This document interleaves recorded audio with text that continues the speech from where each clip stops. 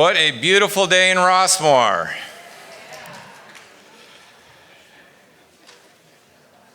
So thank you all for being here and welcome to this wonderful community. Welcome to our volunteers who have been working on this program of Firewise and other critical programs. Welcome to our board members and our leaders from Mutuals and for the Golden Rain Foundation board. Welcome and thank you to the staff that is here. And most of all, thank you for all of you for coming out and participating in this valuable informational program. My name is Jeff Matheson. I'm the general manager for the Golden Rain Foundation. I am honored and proud to serve this community and to be with you at presentations just like this, where we can really highlight the critical work that is being done by your fellow citizens, your fellow residents, to keep this community safe and vibrant. So thank you again for being here and for all those that have partnered.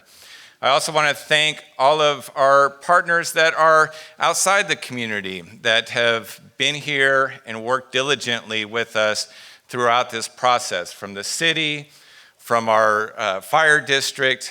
There have been so many that have contributed to keeping Rossmoor safe, so thank you for being here as well. The timing of this event couldn't be any more valuable as we have all witnessed the devastation that has taken place in Southern California over the last week.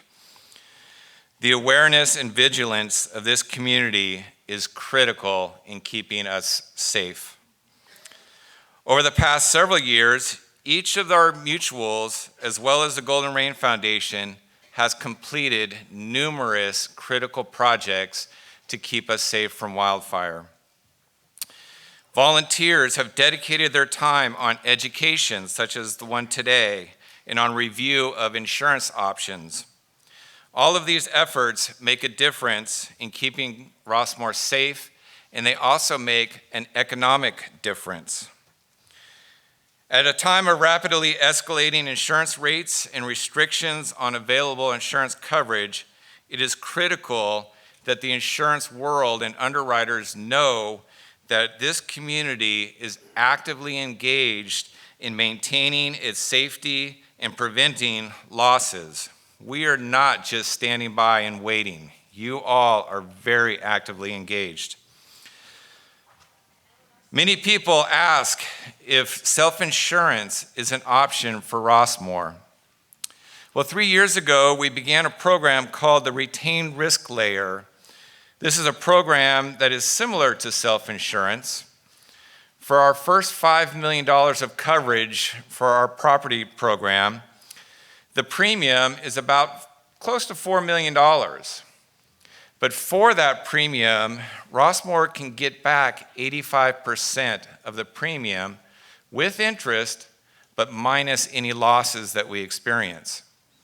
So in a 5-year period of time, if we have very few or no losses, this community is due to receive a refund of a little over $15 million. So it makes a difference, the work that is being done. The efforts of Firewise and our regional partners is helping ensure we limit our losses. It is up to all of us to stay vigilant and ready to respond and to keep this community safe. So thank you for being here, thank you for doing your part, and thank you to all of the volunteers that have put this together today for us. I'd like to introduce Jeroen Wright. He is our Director of Mutual Operations. Thank you very much, Jeff. I appreciate the introduction. Appreciate seeing all of you here today. So thank you very, very much for coming. Jeff put out a lot of thank yous, and we'll put out a lot more thank yous at the end of this, but it's an incredible event, and I just want to say thank you to everybody. So really, what is Firewise? Firewise is a grassroots, community-based organization that's a nationally recognized organization by the National Fire Protection Association. And what it is, it's designed to have people in a certain geographic area come together to increase their resilience against wildfires. So that is exactly what Firewise is. And when I started here with the Golden Rain Foundation, going on about 2 years ago, it was one of my first actions coming here was to get us recognized as a Firewise community. To do that, I had to partner with the Contra Costa County Fire Protection District. We went through and we did a 3-year plan. We did a full site survey. And part of that plan to move forward and continue to get our recognition is to have volunteerism and volunteer hours fulfilled so we can continue to get recognized. We have to do approximately 1,300 hours of volunteerism annually to continue to get our recognition as a Firewise community. Everyone here is adding to those volunteer hours, so thank you very much. It's 2 hours for every single person that's here. And just by the looks of it, we have about 500 people in the room, right? So that's going to be 1,000 hours towards our 1,300 hours of necessary volunteerism. Plus, we have it on Zoom. And please let your friends know that if they weren't able to make it today or weren't able to watch via Zoom today, that we'll also have it on our rossmoor.com on our YouTube channel. And those clicks will be counted as well towards the volunteerism. So please let your friends know. So that is what Firewise is. And who is Firewise? Firewise is all of us here. I am the chair of the Firewise committee, and that was another one of the requirements for us to become a Firewise recognized community was for us to put together a committee. So the committee that's here today that helped us organize this event is so critical, and they're just an amazing group of people, and I want to just say thank you again to them. So that's what Firewise is, that's who Firewise is, and now what we're going to do, we had an agenda, and the agenda is going to pivot a little bit because we need to bring our presenter, Contra Costa County Fire Protection Fire Marshal Chris Bachman, up to the podium today to do his portion of the presentation. So Chris, come on up.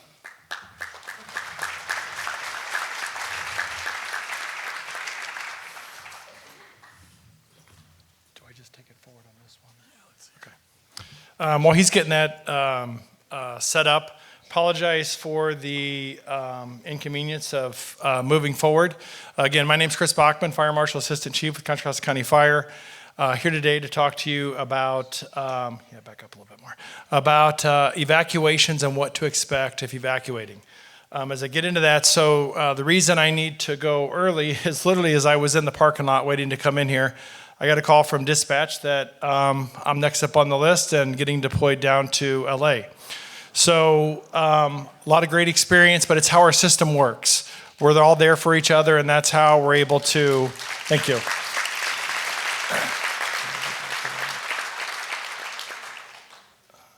Yeah, it's back here. But anyway, that's how the California fire system works, that in the event of a large disaster, we're able to, we send resources to assist each other, and we also know that in the event, if there's ever a big disaster here, that we can reach out across the state of California, or even as you're seeing, across the nation, and request those resources to come in and assist us. The role I'll be in is a public information officer, so kind of timely because I'll be assisting in providing information to all those displaced residents at the shelters, out on the lines, what's going on, when they can expect to get back in, and providing accurate information on the ground, similar to how I kind of touch base in our presentation. I've done that previously. So we get started. As you know, Contra Costa County was set up in zones for evacuation, and it was originally called Zone Haven. It's now called Genesis. You guys are very familiar with the zones out here. There's all kinds of incredible signage. But throughout the county, this was set up, and it was done by making sure we pre-plan all our zones involved with PD and fire department, pre-planning those zones strategically. If we do need to evacuate, we can do it in a strategic method. What these zones look like is, this is one in Lafayette, but I want to make sure you know that off on the side, on the back end, what we see is this piece that talks about the total population, total number of structures, total number of vehicles that we can anticipate that's in that zone if we evacuate it.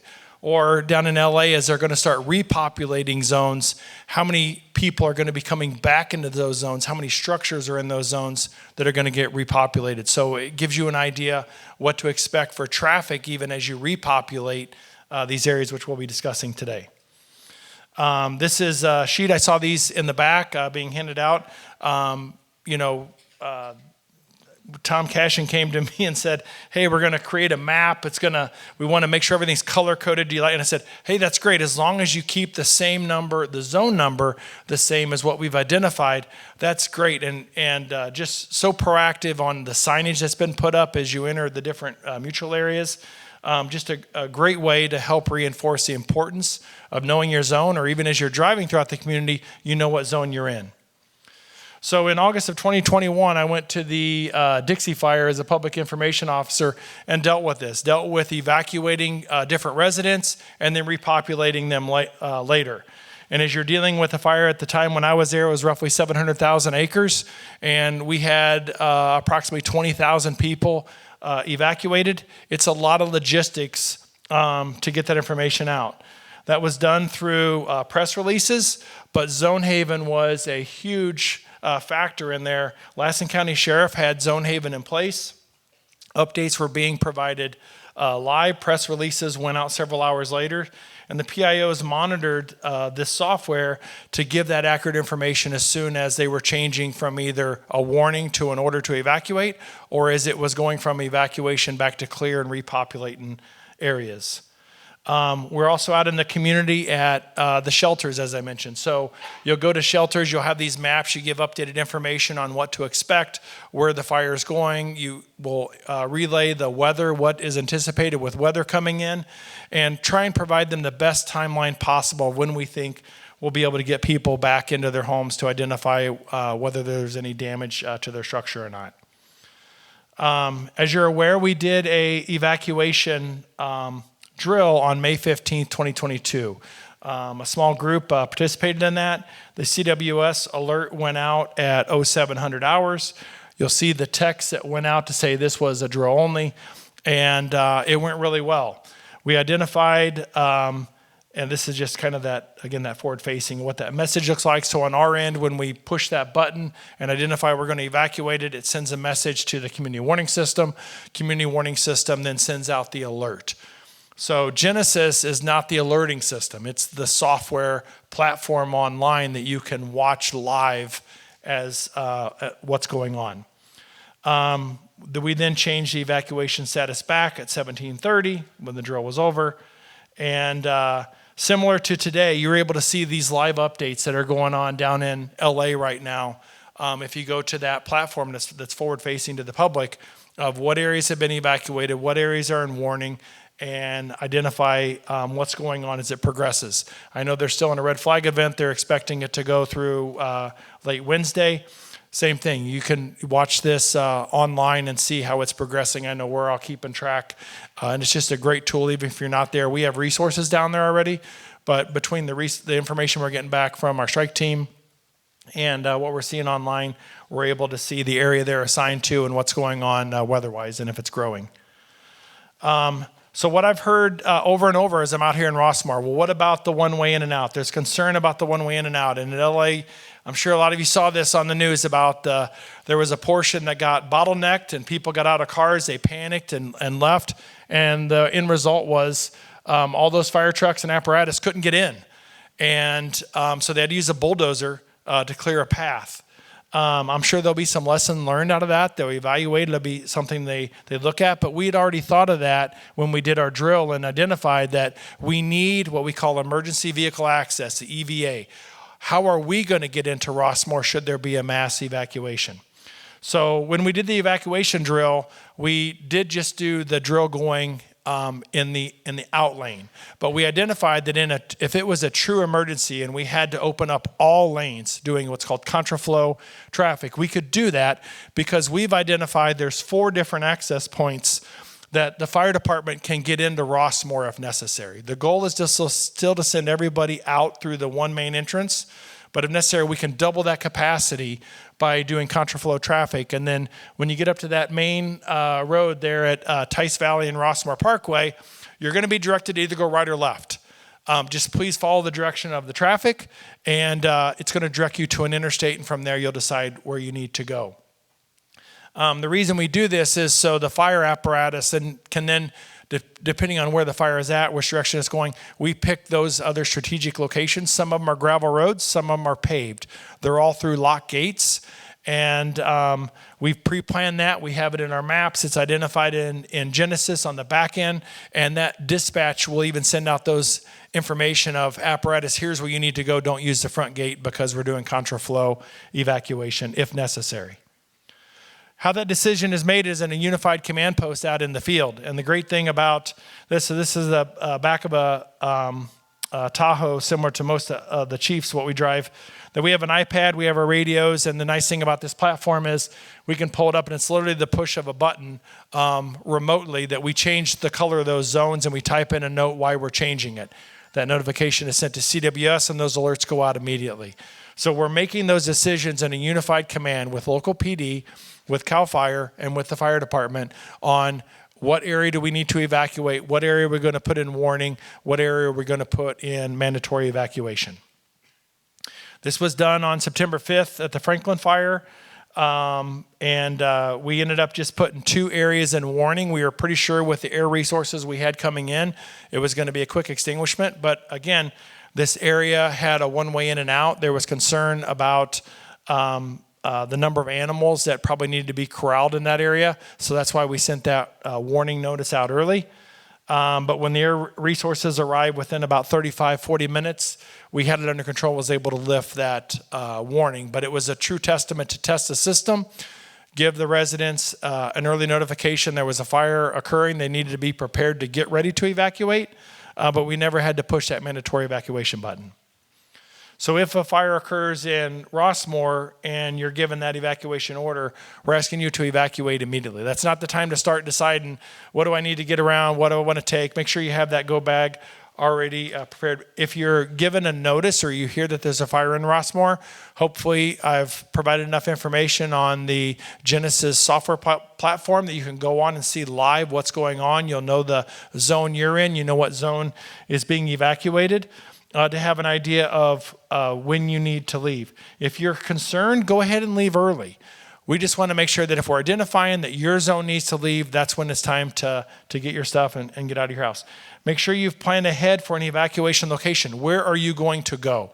So during the drill that we did, we went over the Heather Farms, and it was identified, okay, here's a temporary location to stand by. If it's a smaller fire, maybe, and we've had some evacuations we've done in our county previously where we're able to get people back in maybe within a couple hours.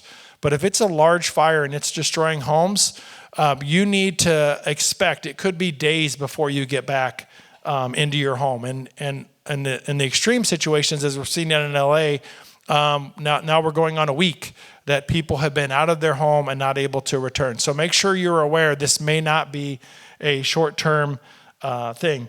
Stay calm, follow the traffic plan, and keep your friends and family updated. Best recommendation is I would send a text rather than phone calls. So the phone call systems usually get overloaded. It's hard to get those calls through, but if you just send them a quick text and say, I'm safe, I've evacuated, I'm headed to this evacuation point. So this is satellite image from LA. We're going to kind of talk about a little bit of technology and how it's used. The Embercast impacts, as you see. So looking your direction, if you look over on the right, you see the main portion of the fire is kind of in the middle, coming off those canyons. But when you look off to the right, there's a lot of little dots, and that's Embercast. That's not from this huge fire front coming through. And that kind of, reiterates that importance of defensible space and the maintenance of that light vegetation, the leaves, the stuff around your homes that catches on fire because everybody's left, it's unattended, and then it catches your house on fire. But if good defensible space and good property maintenance of clearing out all of that vegetation, especially the leaves and the debris, can really limit these small spot fires that are occurring. And the damage assessment is showing that as they're showing, you'll have neighborhoods and you'll see where, there's areas that wiped out an entire neighborhood. but maybe a half mile away on the left flank, there may be 2 or 3 homes that just burnt all by themselves, and that was it. But it's because it landed in some type of vegetation that was able to then build and grow and then ignite several homes on fire. So damage assessments afterward. This is why it takes so long to get people back in. You have to go into every structure, and this is pulled off the current site, what they're doing on, I think this one's the Eaton fire, that they identify what is the status of every home. And the reason they got to identify that on down every street, are there down power lines? Are there gas lines that are erupted? Is it safe for the community to come back in? And although you may have areas that, hey, this whole block is okay and it's undamaged, but maybe there's no power. There's no power because a block away, the power line burned, and you got power lines that are down that need to be removed before they can safely repopulate that area. So I wanted to, they're passing on the news that they're doing these damage assessments, but I wanted to pass on, this is why it's taken so long to get everybody back in. They have to make sure it's safe. Even if your house didn't burn, there's still hazards from all the utilities that may have been damaged during this fire that they have to also assess. So I would recommend going to readyforwildfire.org. It's a great site. It provides all the information you really need to know about when you have secured everything safely inside your home, when you repopulate your home, when you go back in, things you need to look for. And it's right there in the middle, readyforwildfire.org. I don't want to read these slides off to you individually. Go to this website. They got great material on go bags, what you should take. But this Fran asked that I give a piece about repopulating the area, and this page and the next page both give great information about things to consider as you come back into your home and what you need to be looking for. In addition, we have to make sure we're concerned and we're observing utility and consumption safety. Water use caution, just a reminder that even if your house wasn't damaged or your area wasn't, you got to keep in mind that as these water tanks and these water systems are drawn down to very low levels, as we're dropping the pressures down, it usually creates issue on, is the water then potable, and should you drink it, or is it under a boil order? So anytime a big fire has ever occurred and it's off your distribution system, you just need to be careful about the water consumption and making sure it's safe before you drink it. Food safety, the same thing. Make sure you discard any food that's been exposed to the smoke or any fire elements. Along with, did you lose power, and was your refrigerator or freezer out for maybe more than 24 hours that you possibly need to discard that food. Make sure your electrical's checked. If there's no electricity, check the main breaker. Then again, they may have that whole area out of power when they turn it back on. Make sure you're identifying that you don't have any lines down or any issues that breakers were blown during the event. Same with propane or natural gas. Shut-off valves. Maybe the firefighters came through and shut off your gas valve going into your house because the fire was close. You didn't have any damage. Your gas may be shut off. That may require lighting of additional pilot lights and checking that. Along with solar power systems, having them inspected, especially if your house was right next to fire or been damaged, that you're having that checked by a licensed technician. So I want to touch base real quick on technology and fuel modeling. If you look on the picture on the left, so that's the maintenance area, the solar farm, the shed. So we have access now to all these fire models and technology that show. The one on the left is about flame length, how high your flame length would be in the event that a fire occurred. And the one on the right then is about your risk from structure to structure ignition. That's kind of based on how close are the houses together. That if a fire occurs in a structure fire on a windy day, what's the higher risk of then structure to structure ignition occurring, which we're seeing down in the LA area. So these maps are all available to us, and we're using them countywide as we're identifying different projects that we're funding, as we're out talking to communities to identify areas that they should focus efforts on. It's just another tool that we can use using technology that's been done on the state level. So a fuel model and SRA severity zone. Again, this is kind of that bigger picture of the so the one on the left is actually the fuel model, and you see kind of the horseshoe going around Rossmoor, and the higher model of the higher risk that goes around there. If you notice, well, sure, it matches the severity zone, and that's the SRA severity zone that's coming around Rossmoor. Inside that, the red line with the yellow, that's our shaded fuel break that we've created. We're 85% done with the shaded fuel break, and that was why it was strategically picked in the location that we did, based on fuel modeling, based on severity zones, and based on walking every foot of that area to identify what we needed to, the area we needed to consider. So speaking of severity zones, I do want to make sure everyone's aware that the local hazard severity zone maps were supposed to be released January 15th. There may be a delay with all the fires that are occurring, but right now the severity zone that you saw is in the SRA. That's a state responsibility area. The local responsibility area, those maps are supposed to come out relatively soon and identify moderate, high, and very high. Previously, we only had the very high. But with the new maps, they're going to identify those three areas. What does that mean? This slide shows that it would mean that if you're building new construction in the high, you would have to have it be 7A compliant, and then also the hazard disclosure, that if you're selling your house, you'd have to have a defensible space inspection done, even if you're in the high, to let the new owner know what risk or what issues they should address. Wrapping up here, this is the map of the Lafayette Walnut Creek shaded fuel break.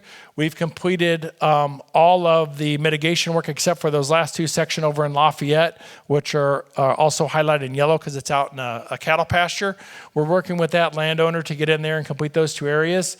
Down along the bottom, along 5, 6, 7, 8, we have some pile burning that we're going to be doing. So you'll see some smoke coming up periodically. This is the ideal time of year to get that pile burning done. We anticipate we'll get the pile burning done this season. The other two areas, right by 9 and up by 2, are for goat grazing. We just got our RFP back for goat grazing.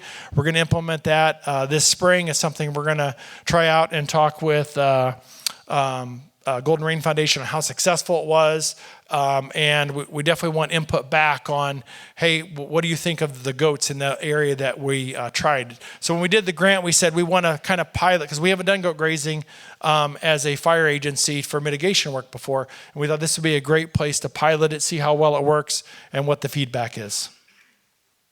That concludes my presentation. Thank you for understanding that I needed to bump up early. I still wanted to give this presentation. I'm not technically needed till first thing in the morning, but they always want us there before 10 o'clock at night. And with traffic, I'll probably be pushing that to get down there. But always a great opportunity to talk to this group. And thank you for all your support to Contra Costa County Fire.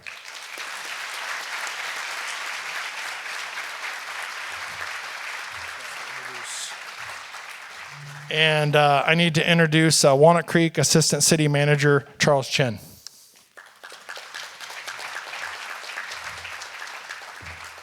Let's see. We gotta get back to where we were. All right, figure it out. Yeah. I'm not sure which one to order backwards right now. There we go. Something just happened.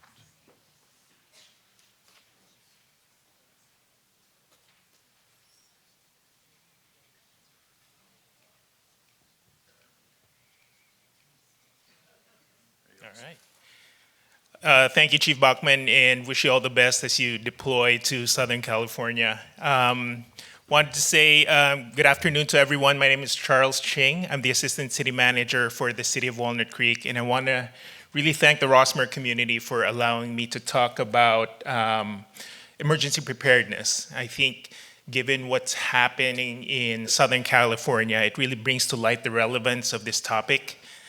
And my goal for my presentation is just to be able to share the city's role in the event of declaration of emergency here in the city. So a local emergency can be declared by different entities. The city of Walnut Creek, the county, the state, even the federal government can declare a state of local emergency. And obviously, the different partners that we have that are on the panel today have their own responsibilities: police, fire, EMS personnel. But the city of Walnut Creek has a big role to play as well in the event of an emergency. And so as a city employee, all city employees are required to, are automatically become a disaster service worker in the event of an emergency.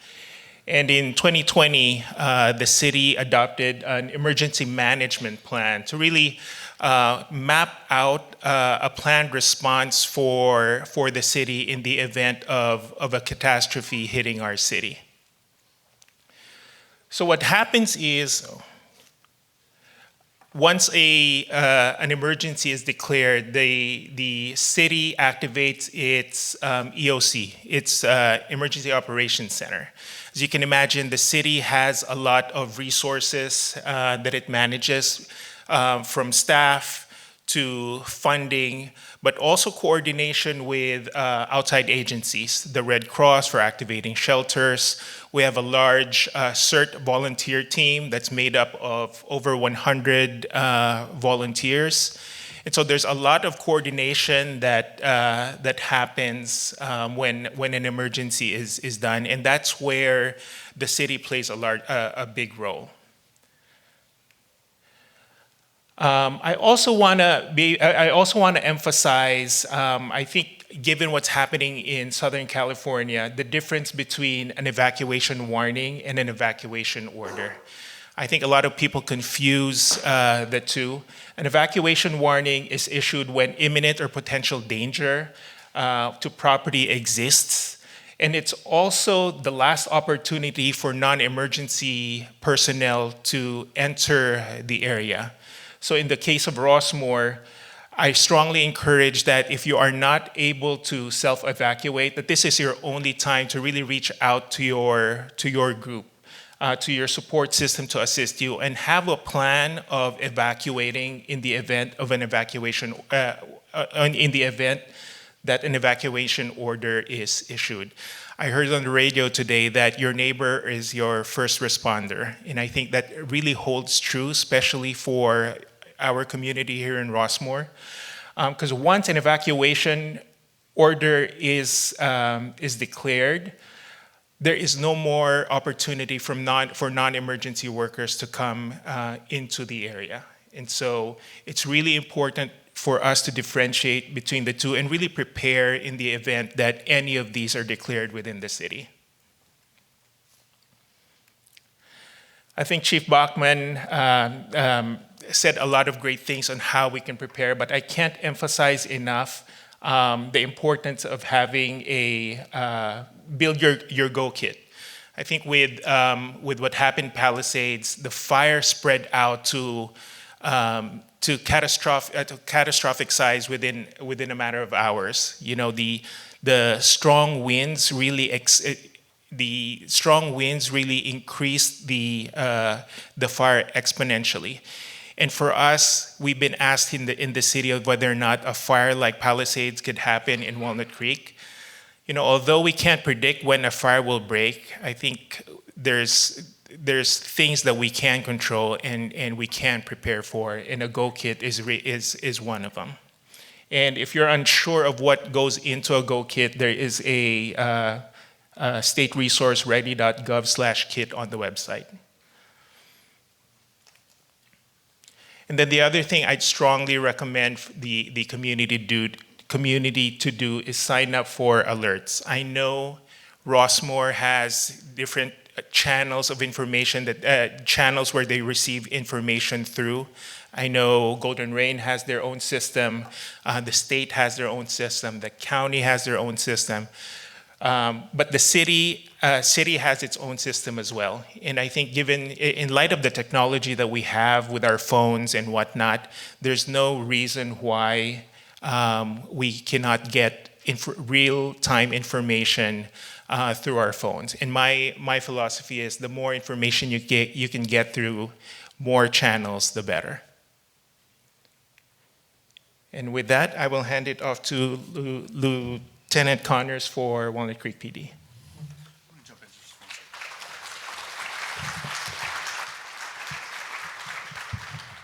Lieutenant Connors, I'm just going to jump in just for 1 second because I forgot at the very beginning of this presentation to let you all know about the question situation, right? So you all should have some 3x5 question cards that are on your seats. So if you have questions that you would like to have answered, please write your questions down on the cards, and then someone from the Firewise committee will pick them up. There will be a question and answer time at the end of this presentation where we'll try to get to as many questions as we possibly can. If you're on Zoom and you put your questions into chat, we will try to get those questions answered as well. So thank you very much, and sorry about that, Holly. That's okay. Here, let me get it buzzed back up. All right. Yeah, my hand's a little cool. Thank you, Charles, very much.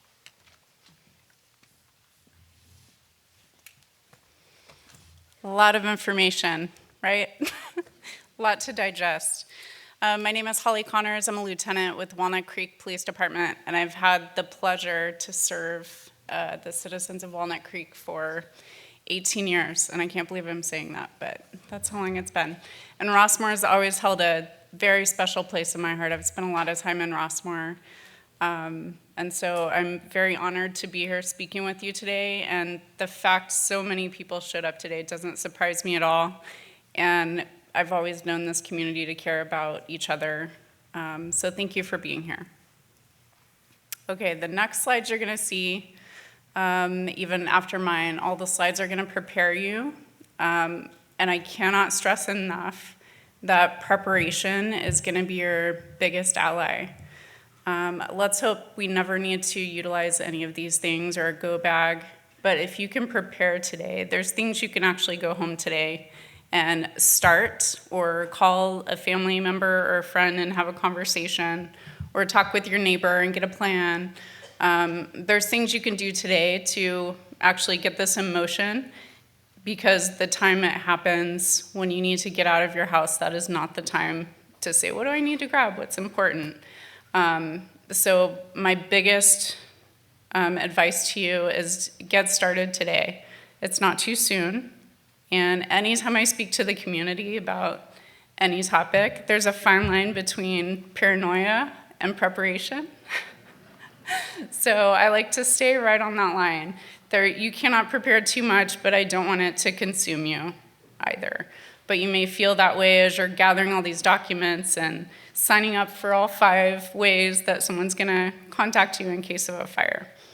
And with that, I will talk about the police department's purpose during these evacuations, their role. Because the firefighters, they're there strictly to protect lives and property, and they're going to fight the fires. The police department, we are there to evacuate and also protect your homes. So there are 3 types of evacuations, and the first one is self. It's just you, it's smoky in the air, you feel like something's coming, you may see a fire, you don't need anyone's permission, and I think that's a big takeaway today. Do not wait for someone to knock on your door and tell you it's time to go. You always have that right and freedom to leave your home if you feel you need to. The second one is a warning. So that can come in through Nixle alert or a phone call. You can hear about it from a friend or family member, and that is the time probably I would go. I recommend you don't wait until it's a mandatory evacuation, because that means that you have to get out of the house and it's now becoming an emergency. So I strongly suggest to you, you leave the home even when it's a warning, and we can talk about all kinds of scenarios today. It may not look like that at all on the day it actually happens. So just a piece of advice, accept what's in front of you, and if someone's telling you to turn left instead of turn right, please just do that. And our mission is to get everyone out safely. And again, if you have any questions, please just write them down and pass them over.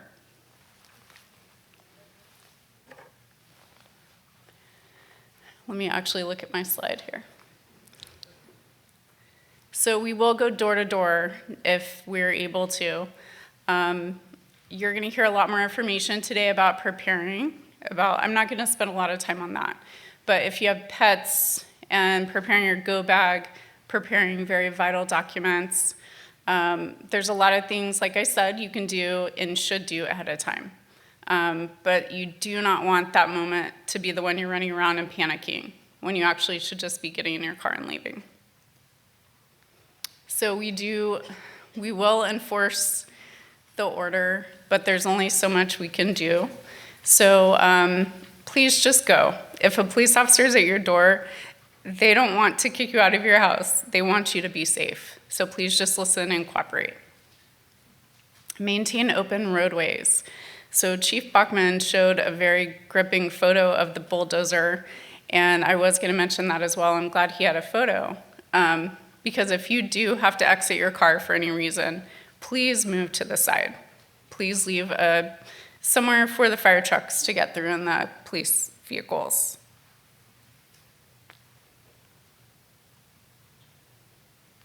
So the last point I want to touch on, in 2017, you might remember the Tubbs fire, Santa Rosa, Napa. I see a lot of heads nodding.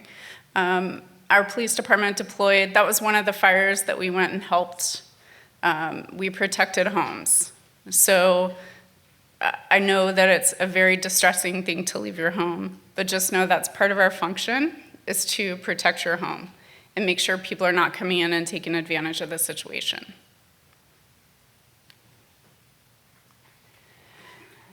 So identify options for your evacuation. If you know that you need a little extra time, talk with your neighbor, talk with your family member, and have a plan in place ahead of time. If you have pets, maybe keep a kennel in the car or very close to the car, so you'll be able to quickly put your pets in the vehicle. But I know I'm just saying it over and over again. Plan ahead. Plan ahead. Have multiple destinations in mind. You may just have to drive and not know where you're going. Just get away from the danger. But I think there's a point up here about hotels are probably going to be packed in the immediate area. So maybe cruise on down a couple cities and stay there for the night. But the most important thing is to have a plan in place. And again, shelters generally only allow service animals. So please don't rely on a shelter if you have a bunch of animals. I have all my dogs, so they would be in the car with me, trust me. So Rossmoor is divided into 8 zones, and you have a lot of information. This residence guide is so wonderful. I don't know if you've had a chance to look through it, but it's got everything you need when you get home to digest that information and maybe jot down what's important for you. But it's got all the ways you can sign up to be notified.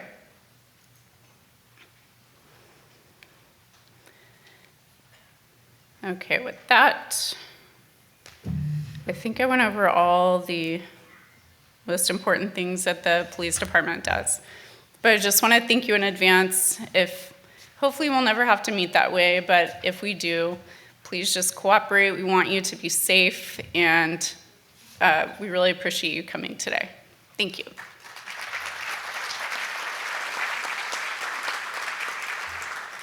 You might recognize him, the Golden Ring Foundation Director of Public Safety, Tom Cashon. Oh, thank you. Thanks for the card. I signed it. I autographed it. Okay, I was a little disappointed in the clap. Not very welcoming. I usually get a lot higher. Thank you. All right. All right, thank you. I appreciate that.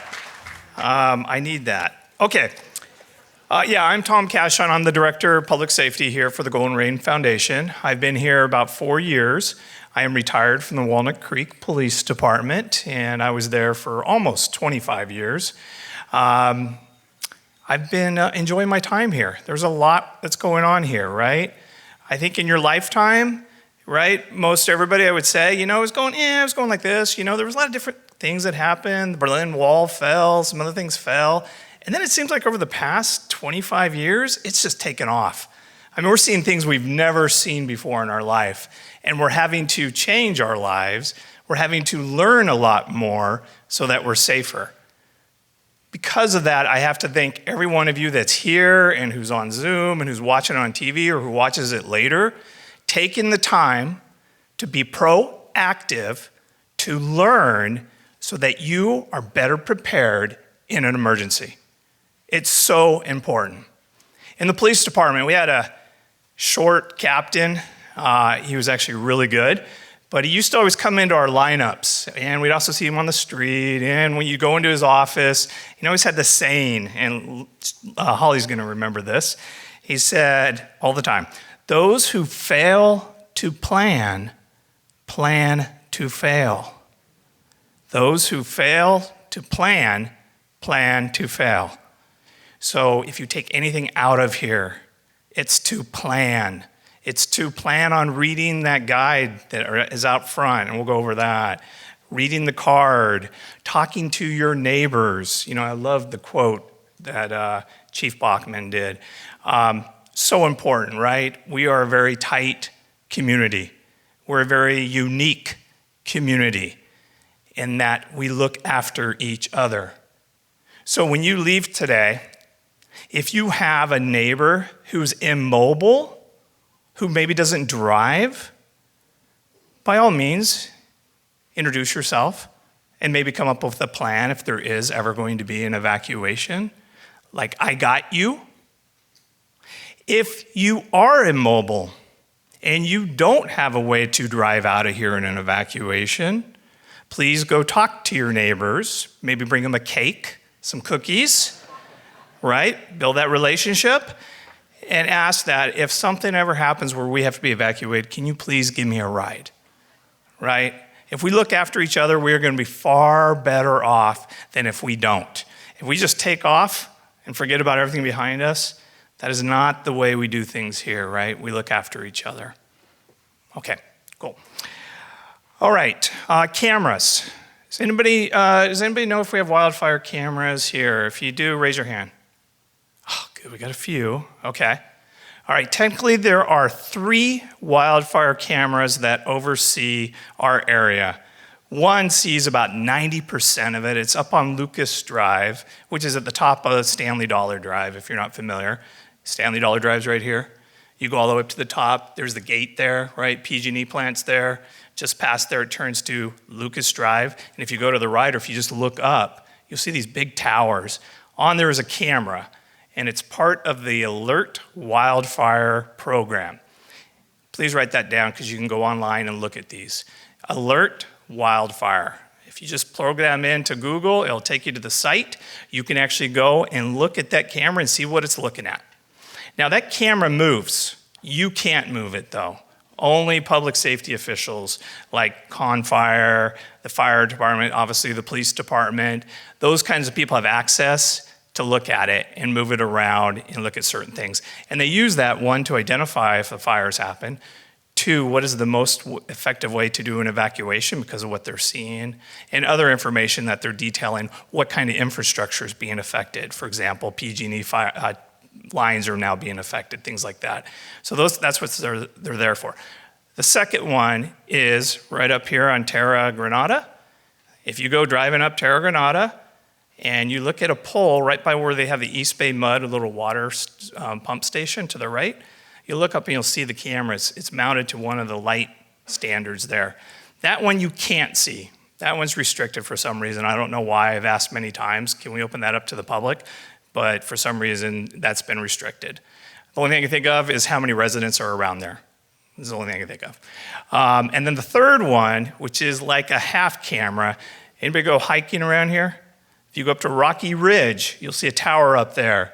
That's the other one that actually can see part of Rossmoor. So essentially, we do have 100% coverage with these wildfire cameras, and they are used and they are effective. And I wanted to let you know about that. Okay, before I start, two other things.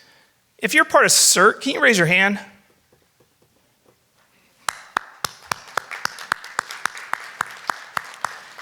They volunteer that if there's an emergency, they're not going to leave. They're going to come here and help. And we'll talk a little about that in our emergency operation plan. That's what they do. But they work for the city. They don't work for Golden Rain Foundation. They work for the city. And they volunteer their time to train and learn what to do in disasters and emergencies to make sure that their fellow humans can be safe and look after. So thank you for doing that. I really appreciate that. The other one is, who's part of the Emergency Preparedness Organization of Rossmoor? Thank you. That is a resident-led organization that all they do is try to make you safer. There is a phenomenal website that they run. It's called Rossmoor, EPO.org. And if you go there, there is so much information for you to look at to learn how to be safer. I know we're throwing a lot of stuff at you today. It's kind of drinking from a fire hydrant or fire hose, right? Maybe bad pun, right? But I'm sure you've heard that many times. You start a new job, it's like drinking from a fire hose, right? A lot's getting thrown at you. You're gonna miss things today, and we know that. This is going to be rebroadcast, so you'll have that. But also, I encourage you to go to that rossmoorepo.org website and look at all that stuff to even educate yourself even more so. It talks about animals, it talks about refrigerators and what to do to make your food last longer if the power goes out, what you should do about your medicine, a go bag, all of those things are in there. So I really encourage you to go check that out. Red flag warning. Anybody know what a red flag warning is? Yeah, we kind of know now, right? They've been around since the 1950s. I never would have guessed that. Red flag warnings are issued by the Weather Service when there is high heat, high winds, and low humidity. Why is that important to know? If you look at California's biggest wildfires, if you look at Hawaii's most recent fire, if you look at LA right now, they were all under a red flag warning when it blew up. So what we do here is when there's a red flag warning, we send out a nixle, we tell everybody. At the gate, we hoist a red flag right below Old Glory to let everybody know when you're coming and going that, hey, we are under a red flag warning. That means you need to be extra alert, extra careful, and think, what am I gonna do if they call for an evacuation? What is my plan? If you consistently rehearse your plan, you will be successful. If you do this once a year, you're probably not gonna be successful. How about once a quarter? I think that's pretty good. Read your book once a quarter, right? The guide that we gave out, so that you're more in depth of what's going on. You're making it muscle memory of what I'm going to do. So if you see the red flag warning, think about that. Where am I gonna go? How am I gonna get there? What should I bring? Think of all those things, and then that helps you to keep planning, okay? But it also tells us, hey, we gotta be on alert. We could be evacuated. All right. Where's my clicker? Oh, here it is. Okay, well, this is what I'm gonna talk about, and I'll try to go real quick. Emergency Operation Plan, the GRF's limited role in disaster response, how to prepare for a wildfire, evacuations in Rossmoor, and talk about the emergency access roads and possible other evacuation roads. So I'm gonna get rid of a myth today. All right, our emergency operations plan. So this was created in it was actually revised in 2020. It was adopted by our board. And then it was revised in 2024 and adopted by the board. So this is our blueprint for how employees are to react in an emergency disaster. This isn't for how residents are going to act, but this gives us details and guides us on how to pretty much create a better environment for your safety in case of an emergency and how to react to that emergency. Essentially, we set up an emergency operations center right next to the police department because we know this area a lot better than the police department, the fire department. We just do, GRF does. We have a lot of resources here that we can help them to do an evacuation if it's needed, to help them with a backhoe to remove a tree that has fallen in the roadway and cars can't get out. We have all that to help them to make them more successful in evacuating you. Let's go over a myth here. First myth, can GRF call for an evacuation? No, I can't. I can't tell you guys all to get out of here. I mean, I'll try, but I can't do that legally. I take on all this responsibility. I can be sued and all this stuff. The only two people, well, one left. Well, no, we still have Confire. Well, there's three. The city, which includes the police department, So they can call for an evacuation order, right? And then the fire department can call for an evacuation order. All right, we are a private company, nonprofit. We cannot do that, and we never will. Okay, so just remember that. Our role is not to do evacuations. We can help, but we'll never call it. Okay, they're the ones who take care of that. Okay, how can I get better prepared for a wildfire incident in Rossmoor? Well, thanks for asking. Right there. If you do anything today, you just read that, maybe have a glass of wine, drink your coffee, and read that and go through it, you're going to be better off than you were when you first got here. So we send this out every year thanks to the Rossmoor News as an insert. Every year I tweak it, I add things to it, I fix some things, and it goes out every year and it shows up at your doorstep. Hopefully you don't just throw it out. Hopefully you read it and you learn from it. It gives you all the information you need to know to be safer here in Rossmoor. Okay, what about evacuations in Rossmoor? Okay, so here we got our card. This has been here, we've had this for almost 4 years now. It changes every year too, just so you know. But this is another great resource that's even easier where you can maybe put it on your fridge, put it somewhere next to your nightstand, all of those things where you can easily look at it and get a lot of information from it. First part covers the Ready, Set, Go model. That's a national model that the fire departments throughout the nation use to help you get prepared for a wildfire incident. We got some local information on this side. And as you see these little circles, these are QR codes. I'm sure you guys are familiar with them. If you're not, ask maybe your grandchild how to use it, right? Or you could ask me. But essentially, you take your phone out, you bring up your camera, you point the camera at it, and a little yellow link pops up on the screen. You click on it, and it takes you to that site where there are other resources. For example, Fire Marshal Bachman talked about Zone Haven, but now it's Genesis. So you'll see it's called Zone Haven on here, right? Because they took over, I want to say it was less than 6 months ago, Genesis took over for Zone Haven.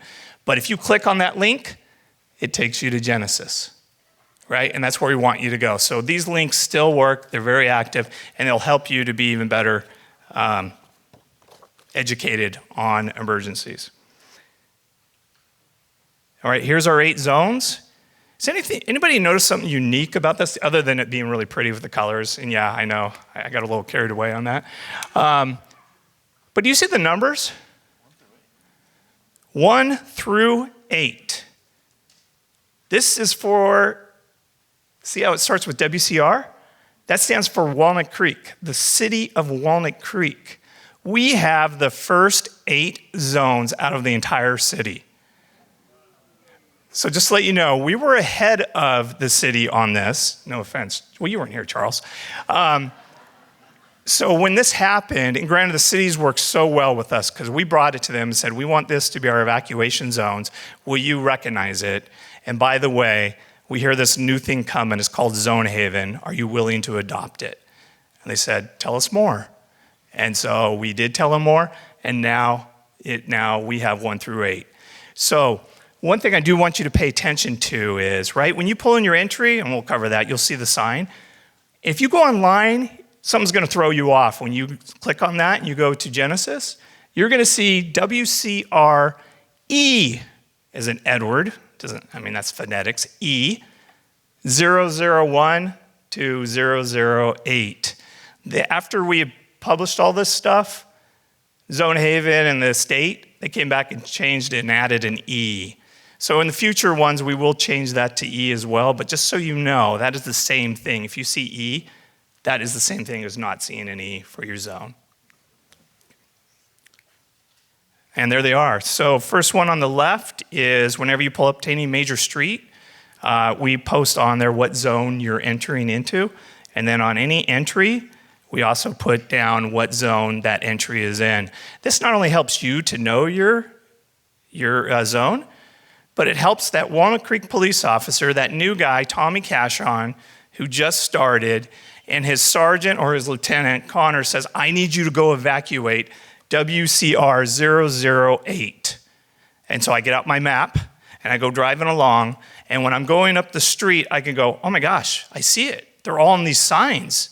That makes it really easy for me to go and evacuate that. So there's a twofold help by having all our entries marked as well as our streets marked with what zones those are.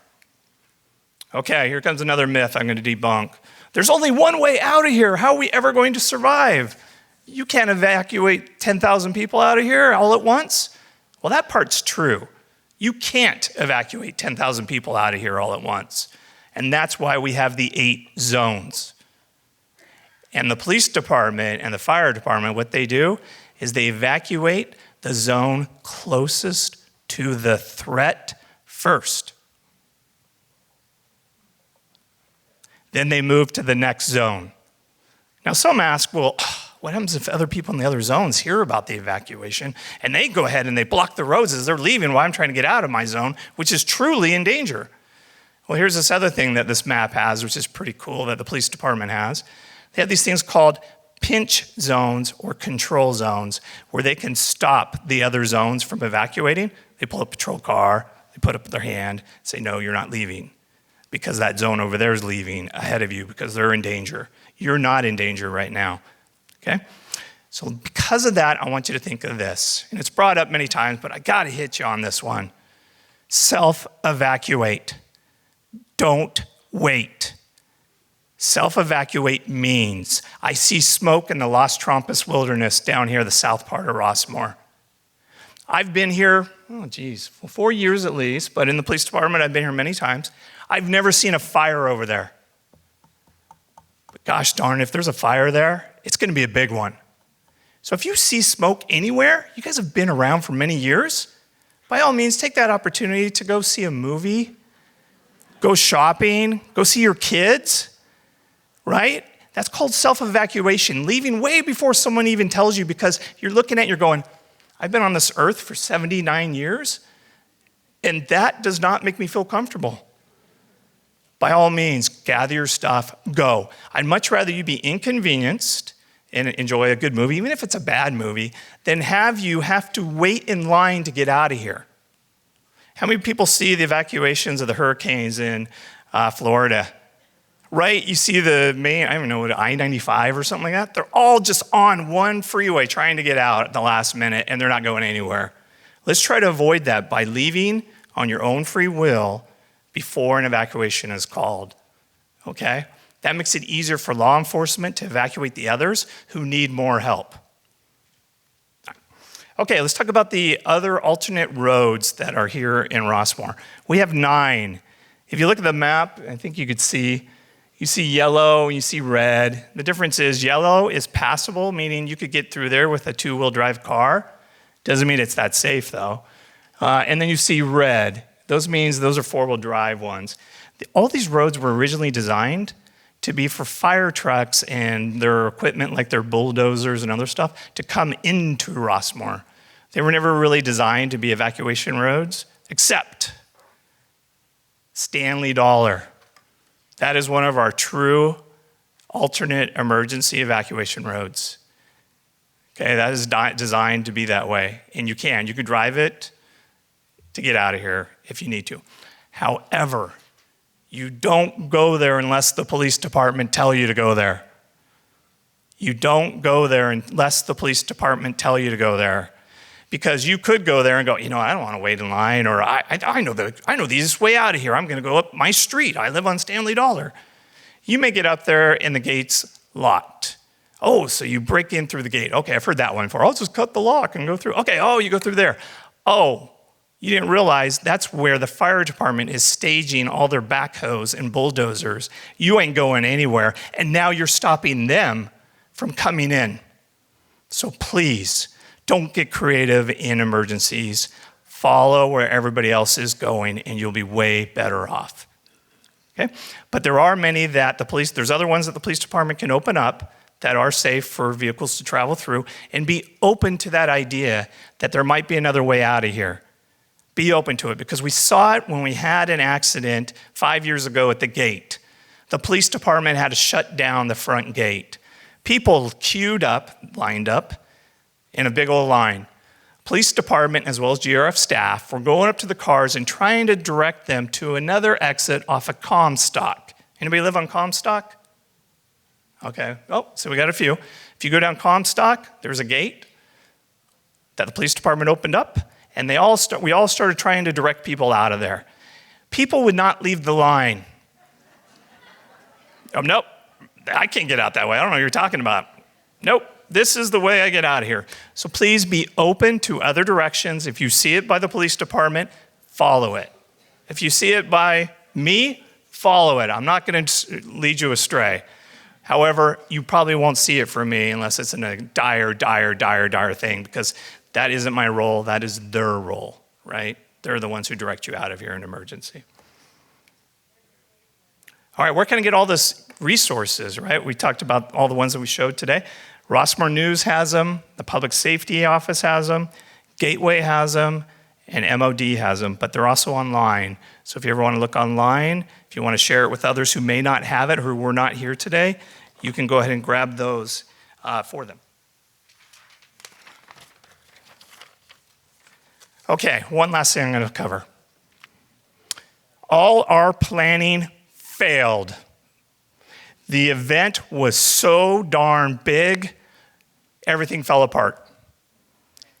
You go, you drive out, and you see a line of cars, and you are not going to get through the gate.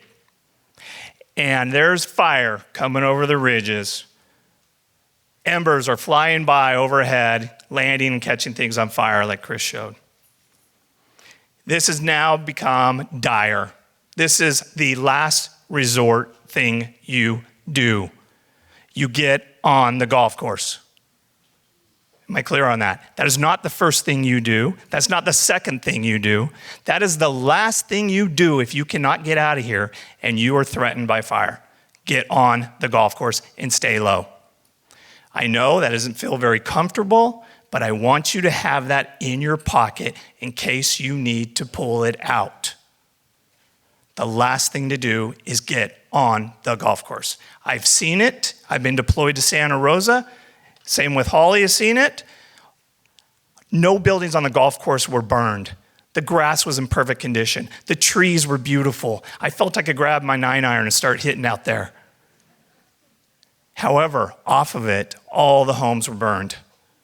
Okay? If you go and you Google wildfire and golf course, you'll see people golfing with wildfire behind them. I mean, it's crazy, but it's true. If you go and look, after when all this is done, you look at the satellite images of LA, you will see their golf courses down there are fine. Okay? So as a last resort, that's where you go. Thank you very much.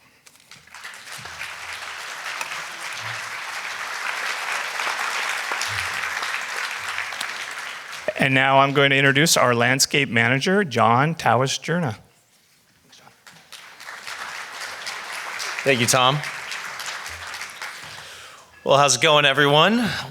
We're about an hour into this. I don't want to see anyone sleeping out there as we're going farther, so if you need to do a quick stretch right now, this is the time to do it. Okay, doesn't look like anyone needs to. No? Come on. Come on. All righty. So I got to skip by Chris's presentation here because he already went through that. But today, I'm going to be talking, it's a little bit different than the evacuations and a different kind of preparation we're doing in Rossmoor. So for Firewise, there's two ways we get to keep our recognition. One way is through the volunteer hours that we're all getting today, and the other is through monetary spend. A lot of what I do here in Rossmoor is the monetary spend. We follow CAL FIRE's defensible space guidelines. I'm going to go through those guidelines today, and a lot of what I'm going to talk about is work that we're doing in Rossmoor through the landscaping to help make you all safer. So this is a map of one of our Rossmoor homes. You can see the different colors represent different zones for that defensible space. The yellow is zone 0, or we like to call it the immediate zone here. That's 5 feet from the home. The blue zone is zone 1. That's 30 feet from your homes. And then the red is zone 2. That goes out to 100 feet from each home.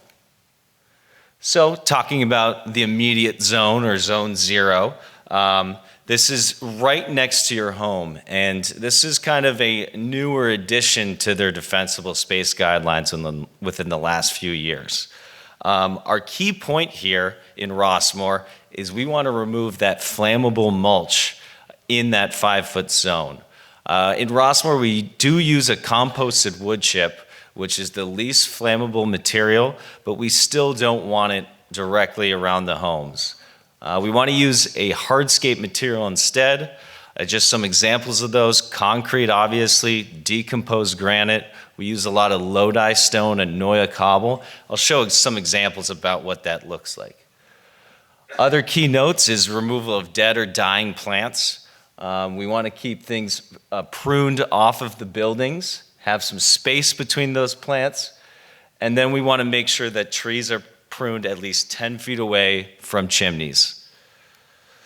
So here's some examples of some Zone 0 work we've done in Rossmoor. You can see different surfaces like the decomposed granite. That's sort of like almost a crushed material, similar to gravel. On the left side there's a lot of Lodi stone in front. You can see that sort of smaller pebble. We're using that in a lot of cases. And then there's a nice small plant there. It's pruned off the building. There's no dead material on that plant. Totally okay to have it separated from other things in Zone 0. So Zone 1, this is going 30 feet from your buildings. Similar to the first Zone 0, it's removal of dead and dying plants. A big thing that we do here throughout the year is the removal of dead or dry leaves and pine needles. Before the fire season starts, we have a big shift from our landscape contractors to remove those pine needles. Anyone is welcome to call the work order desk to get those cleared in the landscape. And then as far as leaves go, we really only remove excess leaves. We leave some in the landscape. We're not going out there with a fine comb trying to get every little leaf off the ground. We do leave a couple, just as a sort of a natural fertilizer. We also want to trim trees that are too close together and sort of separate them out. This can be difficult in a lot of areas when there's trees planted right next to each other. So we kind of have some wiggle room, but in areas where we can do this, we certainly want to encourage it. So on the left is an example of a newer planting in Zone 1. We have mulch in this area. We're totally okay to have mulch for the weed prevention and moisture retention. We have some nice ground covers that spread out. Everything's healthy and green. There's no excess leaves or pine needles in that area, just very clean, good look for this zone. And on the right there, we have an olive tree and a cedar tree. Earlier this year on one of my mutuals tree walks, we identified these two trees. The olive needed to be separated away from the cedar. We took care of that work at that time. So moving on to the final zone on their defensible space guidelines, this is once again 100 feet from the buildings. The key and big push that we do right before fire season, this is usually in May, our landscape contractors, they're out there mowing down those annual grasses below 4 inches. That's a lot of work. It's been going on here, and it's a big, big thing we do to help keep you all safe. Similarly, once again, removing those excess leaves. And then the other two things we do are creating vertical and horizontal space between shrubs and trees. I'm going to go into those a little bit later. This is an example of us mowing down those grasses. One key thing to note, we don't actually remove all of the debris from the weeds as we cut them down. We spread them out evenly throughout that area. You can see that we've gone out to 100 feet here. If there's an excess pile, we can send someone out to burlap up a couple of the weeds, but for the most part, we're just spreading it out there when we do that work. And this is a new piece of equipment that GRF invested in for my crew. It's called an RC mower. We got it last year. We use it for a lot of this work now, and it does a job that would normally take a crew of about 3 in 8 hours of full day work. It does it in about 1 hour. So really good piece of equipment that we're going to keep using going forward. So vertical spacing, I mentioned this earlier. The key here is the distance between the lowest limb of the tree and the ground. For trees without shrubs below them, we want about 6 feet of vertical distance between the ground and that lowest limb. The next side of that diagram, the right side, it shows a shrub below. You want to do 3 times the height of that shrub. So we can do some pruning along the top of that shrub, and then, it'll try to approximate about 3 times the height to elevate that tree. Here's an example of us doing it in Rossmoor. These are 2 cedars on a hillside. On the left was a few weeks ago before we had them cut. And then on the right is a photo I took of the same 2 trees. Sorry that it's a little bit darker. It was a little bit darker when I went out to take photos that day. But you can see how we've actually elevated the lower limbs, and that'll help prevent the area during a wildfire. Horizontal spacing is something that we can definitely improve upon as a community on our hillsides. And when I bring this up, I think it's something we need to be mindful of as we do new plantings and new landscaping, throughout Rossmoor. The horizontal spaces depends on the actual slope that the trees or shrubs are planted on. You can see there's some different specifications for how far they want things separated. We are limited by what we can remove out in the open space and within 100 feet of your homes, because the city requires us to do tree permits. If the trees are entirely healthy, we can't be clearing out every single one of these areas, but we want to be mindful of this going forward as we do new plantings, and certainly do it where we can. Here's an example of a newer planting. This was actually, we removed juniper a few years ago. You can see we've planted some oleanders and some trees. Everything's spaced out nicely. Those oleanders, while they're small in that photo, they get very, very large. They're going to fill in that space over time, and same with the trees. But I just wanted to show that because it shows how we actually need to space things on these slopes. So some additional work we do on top of the defensible space guidelines. There's plenty of other things we do to protect us against fire. Number 1 on the list has been juniper removals. That program has been going on for, about 10 years, I would say. We still have junipers in Rossmoor, and we want to try to eradicate all of them going forward. The reason we don't like this shrub is it has an oil on its leaf that makes it extremely flammable. So we want to try to rid those. Other decisions we have is making sure to have appropriate plant and tree choices. We have an MOD approved plant list. Marin Fire Safe has a great fire safe plant list that you can look up online. The MOD list is also posted on the website.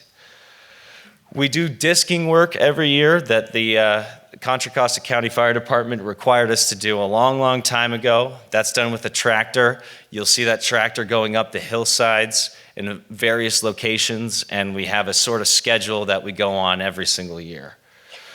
Along with that, and using that RC mower I showed you, we do a lot of fire breaks, along these different streets throughout the community. My crew takes care of that usually in May. We also want to get rid of flammable tree species like eucalyptus blue gum. Similar to the junipers, it also has an oil. These trees, are really not meant for this area, and we're removing them in all cases. The other item is that we're removing fallen trees within 200 feet of buildings. We actually send crews out there to chop up any fallen tree and haul it away. When we get farther than 200 feet, what we do is clear the brush from that tree, cut it up into pieces, put it in an area where it's not underneath any other trees where it could, serve as ignition to light up. and we leave it there in the landscape as sort of a natural habitat, but we clear out all the brush before that. And then the last thing is, this is something we started doing last year. We are now clearing underneath the PG&E power lines. We do about a 50-foot radius underneath each one of the poles. We're gonna keep doing that going forward. We've had bird strike fires that started there in the past. You know, even the trails that we've done have helped the fire department as they access those areas to stop those fires, but this is really good work that's gonna help make you safer. So I just have a couple photos just to finish off. This is an example of a fallen down tree and a tree crew doing a great job actually removing all of that debris from the landscape.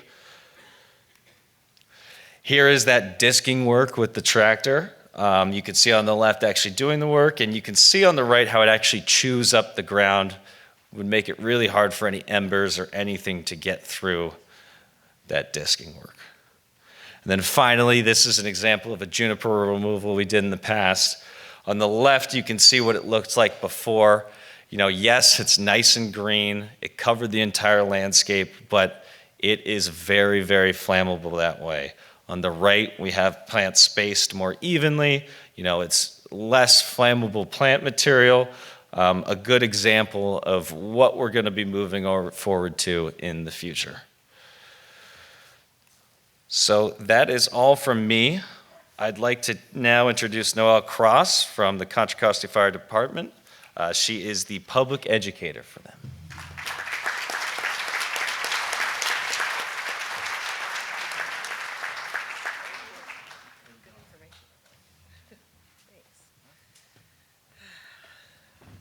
All right. Happy New Year. We've been here before, right? Yes, we have. Nice to see y'all again. I hope we got some new faces. I'll make sure this is close enough to me because I'm a short person. All right. So, I don't know about you guys, but I'm tired. It's a lot. I know, like Lieutenant was telling you, there's a lot of information we're throwing at you right now. We don't expect you to digest it all in one bite. How do you eat an elephant? One bite at a time. So again, if you walk away from here today and you just do one thing to get ready, that's a plus, that's a win. How many people were here last year? Raise your hand. Cool, you came back. It's not even Margarita Monday at the Creekside. All right, good looking. So how many of you that were here last year actually did something with the information you had and prepared yourself a little bit? Now that makes a girl happy. That is awesome. Almost everybody that raised their hand did something. So now, those of you that didn't, that's your challenge today. That's your homework, okay? So everybody up here gave you great information, and they told you, you need to do this, you need to make a plan, you need to know where you're going, you need to have a go bag, you need to stay in communication. Now let's get into that a little bit. That's my job. Now we're gonna get into the meat and taters of kind of what that looks like and how you go about it. Are you ready for that? Okay. I'm going to try and make it quick because I know you've been sitting for a while and I know there's a lot of people with questions. I've been seeing cards go left and right. So give me about 30 minutes roughly. I'll try not to go too fast. If I do, don't worry because guess what? All this information is going to be right at your fingertips later on. You'll be able to get it off the EPO website. You'll see it on channel 28. And if you want, I can email it to you directly anytime you want. None of this information we have is NASA secrets, okay? It's not NORAD. We're not trying to covet this stuff. This is information I want you to share. I want you to use it. I want you to share it with people you care about. I don't care if they live here in Rossmoor, outside of Walnut Creek. You got somebody you care about, share this information with them, okay? Be a leader on this. All right, so preparedness. It's great, and the main reason it's great is because it gives you control. And when you have control of a situation, you're calmer. I always share personal little stories with you when I talk with you guys. I'm not proud of this, but I kind of am at the same time. I, for the first time in my life, had to use a fire extinguisher in my own home this Christmas. I'm not proud of it, but it was a good thing. We set our oven on fire. If anybody's ever made Yorkshire pudding before, a little bit too much beef fat, down to the flame, wasn't going out real quick, even with the door shut. So, in all the chaos, smoke alarms going off, house filling with smoke, oven filling with fire, an uncle with diabetes and neuropathy that can barely walk and doesn't want to get up and go to the door like I told him to. I just calmly said, I need everybody to grab a dog. I need everybody to go outside. The garage door's open. There's a couch in the garage. I need everybody to go out to the man cave and hang outside for a minute. Went to the oven, grabbed the fire extinguisher. Long story short, all good in the hood, okay? We got it taken care of. But the best compliment I got out of that was from my mom, who doesn't dish out compliments very easily. And her compliment was, you were so calm.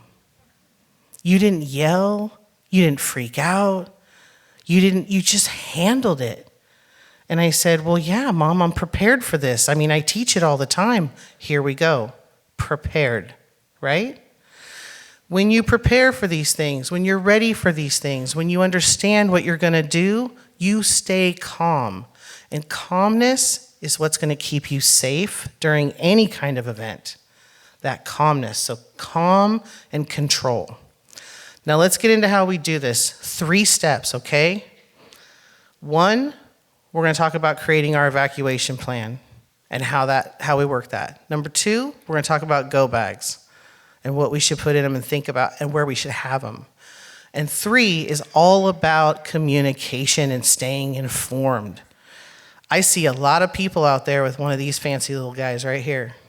This is not just a phone. This is not just a camera. This is not just for you to take videos and, share them with your friends and show them what stupid thing somebody was road raging about on the road the other day.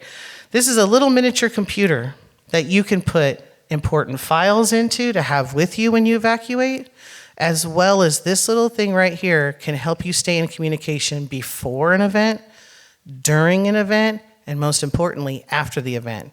You need to know where you can go, where you shouldn't go, where the resources are. All of that can happen right here, and we're going to get into that. So first off, where the heck do we go? As a lot of you know from past presentations, I've told you, I was raised by grandparents. I got 2 left. I got the 94-year-old on his own, still living on his own, won't accept any help. And I got the 104-year-old who listens perfectly. The 94-year-old's the reason I still color my hair every 6 weeks. The 104-year-old does great. But back in the day, the 94-year-old used to be a lot more agreeable. When my Nana was alive, she had emphysema, and they live in Clear Lake. Clear Lake gets wildfires every year. They have for the past 30 years they've been there. But whenever there was smoke, he didn't hesitate. He didn't wait. They just got in the motorhome, and they left, and they headed to the coast. Not a hesitation.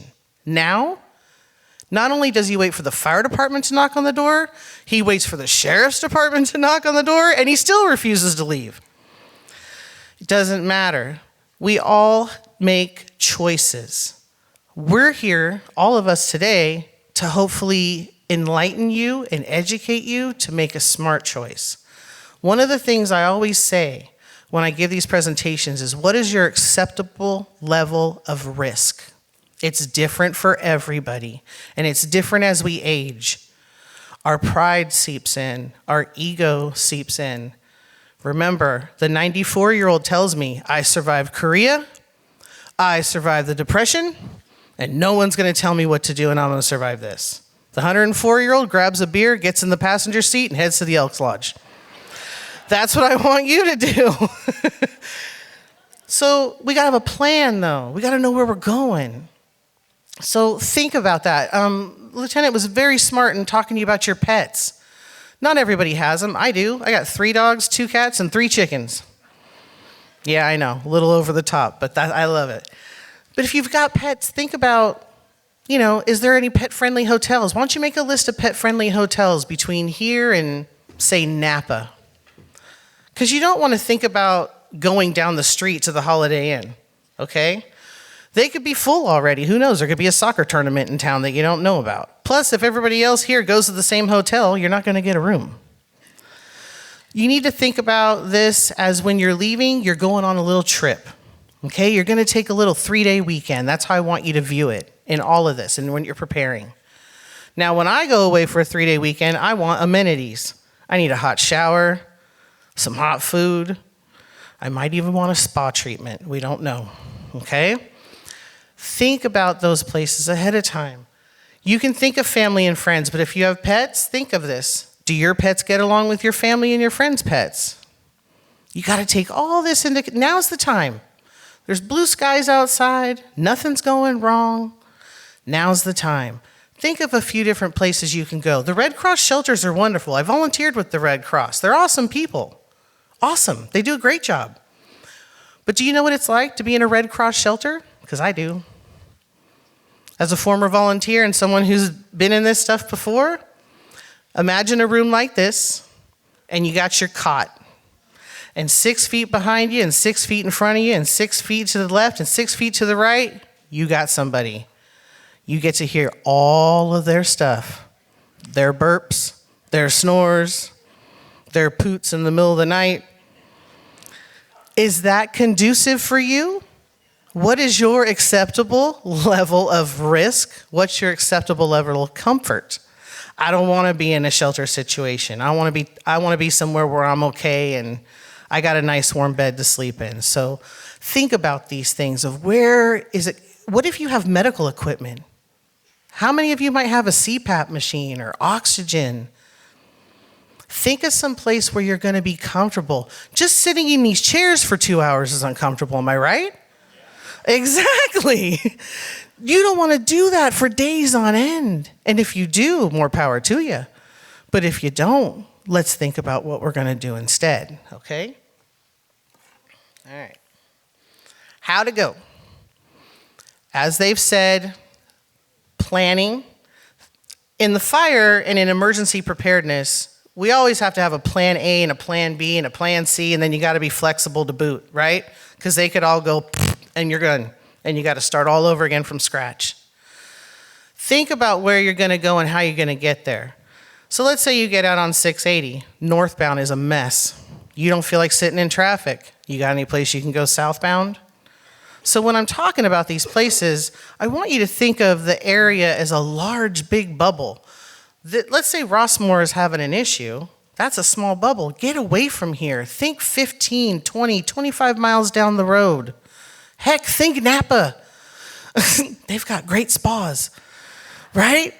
Think of some place where you're going to be comfortable, where you can be happy, because you're going to be stressed out. You're going to be worried about things. You might need to make phone calls. You need amenities. Let's think about that stuff. Practice it. Don't just practice during the day. Practice at night. See these things on my face? 5 years ago, I didn't need these things. Now I can't read anything without them. And don't even get me started on driving at night. When I'm at work too late, I'm nervous the whole time home. I don't see as well at night anymore. The glare, we don't know what the weather's going to be like. Is it going to be foggy, rainy? Not everything, I know it's California and we're spoiled, but not everything happens on a blue sky sunny day, right? So I want you to practice these routes. Practice where you're going, and not just during the day, but do it at night and make it a fun thing. Get together with some friends, get together with some neighbors, give it a shot, and go to dinner after. Make it something to where it's not just a negative and it's a chore. Make it something enjoyable, okay? I know that sounds a little crazy, but it works. I tell this to families all the times with kids. Get your kids involved. Afterwards, take them to ice cream. Enforce the positive of this. With your animals, I did work for animal services for 15 years before I came to fire. I've been with fire now for about 5. So I will tell you that crate training, if your animals aren't used to crates, you might want to get them used to it, dogs especially. Cats, I know it's a little bit harder. Cats have a mind of their own, I understand that. But with your dogs, get them used to it, because even if you do end up in a shelter situation and they allow you to have your animals, they're going to want them to be in a crate. They're very rarely going to let them run around. So get them used to it now, okay? There's wonderful information out there about crate training. Get them used to being in that, because they may have to spend some time in there. Everybody said it before. We're going to talk about it again. If you can, evacuate ahead of the warnings. You don't have to wait. Remember, if there is a mandatory evacuation order for Rossmoor, nobody's coming back in, okay? It's just out. They're not allowing people back in until things are safe. So you need to really think about that. I had we're gonna get through this slide in the next one, and I'm gonna tell you a little bit about a story in LA that kind of gave me a visceral reaction a little bit, because I was really shocked at what it was, but the lieutenant clicked on, everybody clicked on it actually. You guys took all my good talking points. I don't know if I appreciate this going last thing anymore. I'm gonna talk to Fran. Think about those folks around you that may not have family around anymore, may not have the support system that you have. When I talked about pride and ego, I don't mean that to be rude. I mean that because I've experienced it. My 94-year-old grandfather wants no help anymore. He is pushing us away as hard as he can. That's what happens sometimes when people get at a certain point in their lives and they can't do for themselves like they used to. It's embarrassing, and they don't like it. Find a way to break through if you can. And if you're one of those folks sitting in the audience and you're feeling that way, please don't. Please reach out. Ask for help. I don't want you stuck here. Okay? You do not want that to happen. You do not want to be stranded in an evacuation zone. Because I'm going to tell you the ugly truth. There's nobody coming. There is no cavalry. There is no knight on a shiny white horse that's going to gallop in, jump over the fire trucks, and come save you. Don't call 911. You can try. Do you know how busy they're going to be? They're going to be busy. If it's like an LA issue, what's going on down there? We don't have the resources to come and pick 1 or 2 people up because they decided to stay put. You are going to be on your own. And are you prepared to do that? It's a scary situation to be in. No power, possibly no water, no communication, and not knowing what's happening around you. That is not a good position to be in, okay? I'm going to stop preaching to you on that because I think that's been shoved down your throats quite a lot today. If you do want to be a preparedness buddy, we started this with animals back in the day. It was part of our plans for people with pets in case they're at work or, they're on vacation, someone's watching their animals.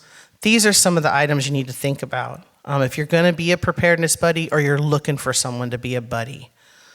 Again, all this information, I'm not going to read the slide line by line. You don't need that. But all of this stuff is easily at your fingertips. A simple Google search, getting these slides again from the EPO, reach out, make sure you can be anybody. You can be your hairdresser. My preparedness buddy was a lady I met at Safeway. She was a cashier. I'd see her every day. Started talking to her, found out she had a pet sitting business. I let her pet sit my animals once. Bam, instant friendship. That's my buddy. I have a couple buddies just in case, because as a government employee with the fire district, if there's a disaster, I have to go to work. I don't have a choice. I legally am required to show up. So I have to make sure the 3 dogs, the 2 cats, the chickens, and the husband, and everybody's okay. Okay? That's a lot. And I don't want to worry about it when I'm trying to help you or other people. So I got to make sure my plans are in place. When it's time to go. As you know, in Rossmoor, you have those cards that were handed out to you. Before you leave, try and put that evacuation notice up in your window if you can think about it. Like the police department said, they're going to come by anyways, and so we'll fire. We're going to do door knocks. It's part of our jobs. We're going to do it. We're going to check to see who's who and who's where and if there's anybody left behind. Think about where you're going to go. Think about how you're going to get there, especially if you don't have transportation or you have mobility issues. And you're going to think of what to take. And I told you I was going to talk to you about this story in LA. So I've been doing a lot of reading about these fires because unlike my chief, I don't get quite all the information that he gets because, he's got the nice bugles on his collar. So I wanted to learn as much as I could because that's what we do during these times. We learn. Good, bad, and ugly. Something good will always come out of something bad because we're going to learn from it. That's why Tom's information is always being updated. That's why my PowerPoints are always changing. These are living, breathing things we bring you because we learn and we adapt. One of the stories I came across was of a gentleman who was taking care of his 83-year-old father-in-law. So son-in-law, father-in-law, okay? The father-in-law was 83, had Parkinson's, and he had just had a medical procedure which kept him from being able to walk. Not that he was having a good time walking beforehand. So he's got his walker, he can barely stand, 83, Parkinson's, and they don't have a vehicle. They had no transportation. So the story started with, the feel-good stuff. Oh, 2 neighbors helped him. One neighbor helped them evacuate, and then they had to get out of those cars, and then another neighbor helped them evacuate. Then they had to get out of those cars. And of course, the son-in-law's got all the cell phone footage, right? He's videoing the whole thing. And as I'm listening to him talk on the many news stations that he talked to about his harrowing ordeal, he mentioned that he got an emergency alert on his phone. And he didn't take it serious, and so they stayed for an hour and 20 minutes because they thought, no big deal. An hour and 20 minutes with an 83-year-old person with Parkinson's who can't walk and no car. I'm not going to lie to you, I got a little angry. It upset me because they're calling this gentleman a hero, which he may be in some respects. I feel he failed. How in the world you can be taking care of someone who's that vulnerable and you get an emergency alert during a red flag warning and there's 80 to 100 mile per hour winds and you stuck around for an hour with no way to evacuate? That is no bueno. Okay? I share that because I want you to put yourself in those shoes. I want you to feel what I felt. Because as an educator, it broke my heart. And all it's done now is push me to realize that I need to work even harder this year. Because on a national average, people in this country in the age of 60 and up are the least prepared for any disaster or emergency. The least. How is that even possible? Most of you still come from the greatest generation we ever had, right? I was raised by those people. We were always prepared. How the heck did this happen? So I'm on a mission. I'm taking it personal now. So you're going to see a lot of me. I hope. And I hope that you take this seriously because it really does matter. I don't want you to be a victim of this. There's no need. It's not necessary. There are so many small things you could do between now and then to never end up in that position. Make sense? Okay. I'm not going to harp on you about that anymore. Now, what to take? All right.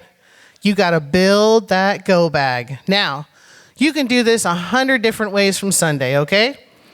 You could go home today and go on Amazon and just buy one. Bam, you're done. Good for you. Knock yourself out. They got them anywhere from $30 to $60 up to $100 and more. You can get real fancy with a go bag. You can do it real big, or you can do it on your own. Again, how do we eat the elephant? One bite at a time. So don't overwhelm yourself, but I do want you to think, how are you going to carry the stuff? I once was doing an emergency drill, and I had these young people show up, and they built this fantastic go kit. And it was in a big Tupperware tub in the back of their truck. And they're showing me all their stuff. And I'm like, that's awesome. Show me how you're going to lift it out. And they went, what? And I go, how are you going to carry it? How'd you get it in? Well, it took 3 of us. There's only 2 of you now. Yeah, we didn't really think about that. Think about how you're going to carry your stuff. You got an old suitcase laying around you don't use anymore that's got the wheelies on it? Turn it into your go bag. Think about how and your animals too. They need stuff too. Remember, they can't make their own, okay? You want to know how easy this could be for you to do? Okay, all this stuff you need. This is, now, don't take this literal, okay? This is a basic list. And I'm gonna tell you that if you go Google, if you GTS, if you Google that stuff, you're gonna find 100,000,001 different lists. Your list is specific to you and your needs. This is just a basic idea to get you started. And if it's too overwhelming and you're wondering how you're gonna do it all, I got a great idea for you. Christmas just passed, I know, right? But we're on a new year and new holidays. We got birthdays coming up, Mother's Days, Father's Days, Grandparents' Day. How many more robes do you need? How many more slippers do you need? How many more mugs that say #1 Nana? How many more tchotchkes do you need to dust? Put your family to work. The next time one of your family members says, hey, what do you want for your birthday?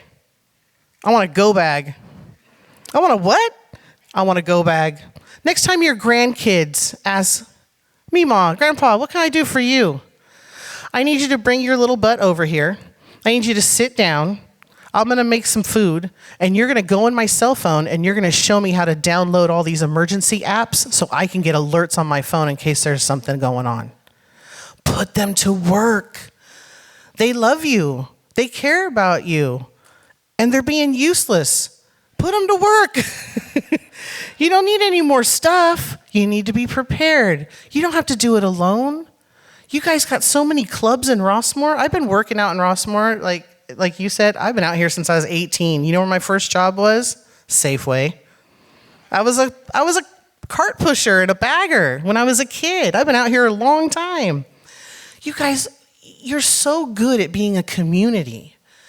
You're so good at sticking together and doing these things. Get a little club going. You got a book club? Make it one night where you build go bags.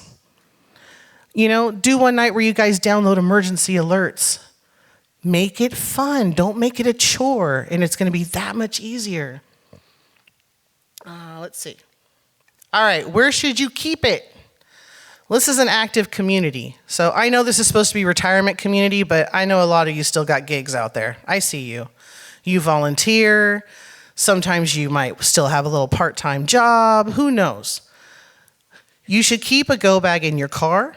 You should have one if you have a volunteer spot or somewhere you hang out a lot, if you got a job still, if you got a little part-time, but keep it also right near your exit, okay? Don't leave it out in the carport unless you got a nice secure area for it.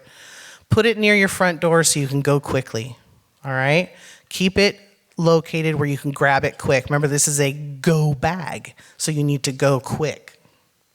There's some pictures down here as well. For the red flag warning days, please, please, please, make sure your cars are filled with gas every time you leave. So I have a little bit of OCD when it comes to that. I can't go anywhere with less than a half tank of gas. Freaks me out. I get panicky. I can't do it. Something my grandfather taught me years ago. Don't ever leave home unless you got a full tank of gas, kid. And it's in my head. Fill up your gas tank. When it gets just about half, go fill it up again. You'll think you're saving money anyways. Oh, gas is so cheap. I've only paid like $50 this time to fill up because you only had to fill up halfway. If you have electric cars, make sure they're charged, okay, and ready to go. The fires a couple years ago up in Reading, my cousins were displaced. There was the green belt behind their home was on fire and they had to evacuate. Both her husband and her son, both their cars were on empty tanks. It took them about 10 gas stations before they found one with power that had gas. Because if the electricity is out, you're not going to be able to pump gas. So think of these things ahead of time. Make sure your cars are filled up. Make sure if they're electric that they're charged so you can go and you're not stuck on the side of the road. The pets need plans too. 2 things, real easy. 2 of the most important things, speaking from a former animal shelter person, microchips. Make sure your animals are microchipped. A microchip is your pet's ticket home. Okay, and register that chip with your information and your emergency contact information. You may get separated from your pets. They may end up in a shelter. If you got a black cat and he's got 1 white hair in his chest, please take a picture of that and bring it with you. Because when I got to go in the shelter and look for one black cat amongst 34, that one white hair is going to stand out for me. Take a picture. Make sure you have pictures and microchips. And a picture of you with your animals is a good thing too. It'll help you reunify with them quicker. But pictures are important, and that microchip. Everything else is good too, but those are the two things you can do quickly right now just to get started. All right. Look, we're already at step 3. How cool is that? See, wasn't that bad at all, was it? Right? I know, a lot easier than it sounds. Step 3 is the most important part of this process. Being informed. And I don't want to hear any excuses that you're too old. I'm not buying it. I'm not hearing it. And I'll tell you why.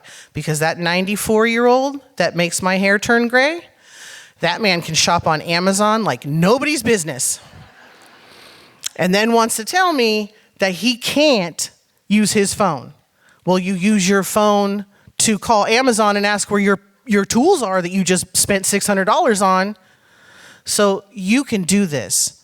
I have everybody around me in my family now is all 70 and up. I don't have any more young people. My cousins, but they're not around much.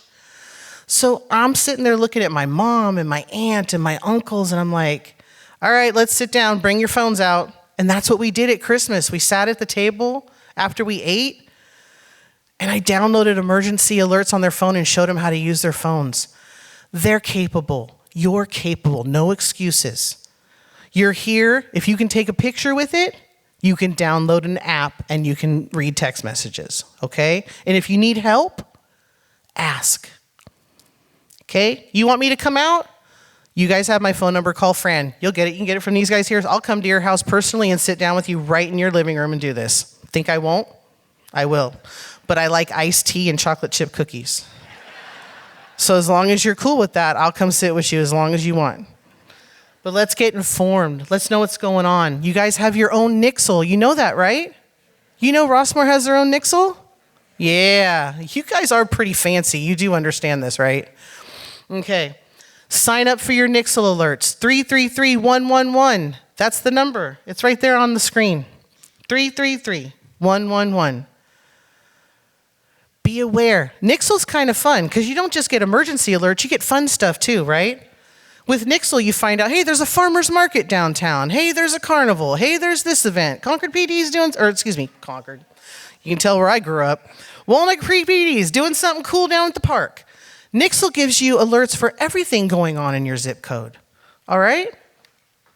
Your zones. Now, y'all better be aware of these zones by now, right? Oh, can I get a big, yeah, Noel? All right, that's what I want to hear. Okay. Now, for some reason, whenever somebody makes a really good thing, they always sell it and make money. So that's what happened, right? It was a beautiful name, Zone Haven. Perfect, it makes sense. Zone Haven. Now it's Genesis Protect. What a dumb name. Anyways, it still does the same thing. It does the same thing. It lets you know what zones you're living in and when you need to evacuate. I'm going to stay on that for a minute. Oops. Ooh, I went the wrong way. It's going the wrong way. Go back. What happened? You're at the beginning. Help me. I'll tell you while he fixes that. So here's the cool thing about Zone Haven. Do you have friends or family that don't live in this area? Yeah. Do you know you can sign up for alerts in their areas too? You can do up to 5 different zip codes, I believe. Is it 5 or more? 5. So I have it for my grandfather, which is a lot of fun. Because when there's a wildfire, I'm like, hey, Pops. What? Thank you. I'm not greatest with technology. I can do an alert on a phone, but don't get me on a laptop. He says, what do you want? I said, hey, the zone next to you is evacuating. You're under a warning, which means you got to go. I'm not going anywhere. Okay, but the neighborhood right next to you, they're going, so you're going to have to go whether you like it or not. How do you know all this? How do you know? What are you stalking me? What, you got satellites on me? No, Pop. Zone Haven. It's the zones. If you've got people and friends and family that you care about, and maybe you're the person in the family that lets everybody know when things are going on. Okay, that's my mom. I get a call every time I'm not supposed to eat some kind of lettuce or a cucumber or whatever she saw on the news that day. Don't eat the lettuce. It's got salmonella. Okay? You can do this and you can be the person that, how cool would that be that you're the person that's informed of stuff and you're calling your family like, hey, you know something? You know you guys are in trouble over there, right? They're going to be like, what? How do you know all of this? I saw it on my phone. And then you can just go, that's right. I know these things. You can do that. Community warning system, what's up on the screen right now, that's the sheriff's department. This is very important because this covers the county and this is life-threatening stuff right here. Anything major going down, shelter in place. This isn't going to be the fun one. This is not the Nixle alert. The Nixle alert gives you the fun stuff along with the bad. Community warning system gives you most of the bad, okay? Keeps you prepared.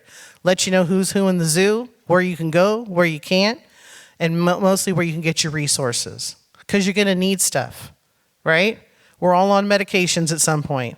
Allergies, blood thinners, whatever you're on. Make sure you've got those things beefed up in your bags, but if you run out, you're going to need to know where to get some.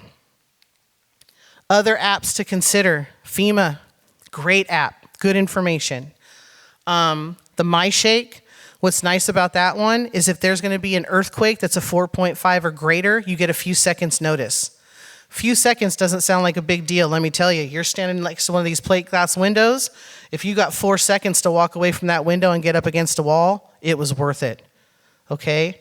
Very important. We don't just deal with fires. It's California. We're the fun state. We get it all. Floods, tornadoes, right? We just had them in Scotts Valley and Santa Cruz down there. Fires, high winds, you name it, we got it. We have it all. And the Red Cross. Now this Red Cross app, there's 2 of them. One of them is a first aid app. It's really cool. You can push buttons on there. It'll tell you what to do if somebody's having a cardiac emergency. It'll do voice command, tell you how to work through it. But the one I have on the screen is for emergency alerts, okay? And then you really want to know this. The Red Cross, I'm telling you, they are the greatest people, and they're the ones that are going to be handling most of your resources. So if you need medications, food, different things, you want to know where they're at, you want to know where they're setting up shop, and you want to know how to get to those things. All right, those alerts and warnings we told you about. Red flag. Fire department doesn't issue the red flag warning either. That comes from the National Weather Service. There's all these really smart people sitting in a room with tons of computers, and they're watching everything all the time. And they let us know when it's coming. You're under a red flag warning, your go bag should be right by your front door, okay? You should be on notice. You see that red flag blowing, you are on your toes. Maybe nothing will happen, fantastic. But if it does, you're not gonna sit there and wait an hour and 20 minutes, are you? No.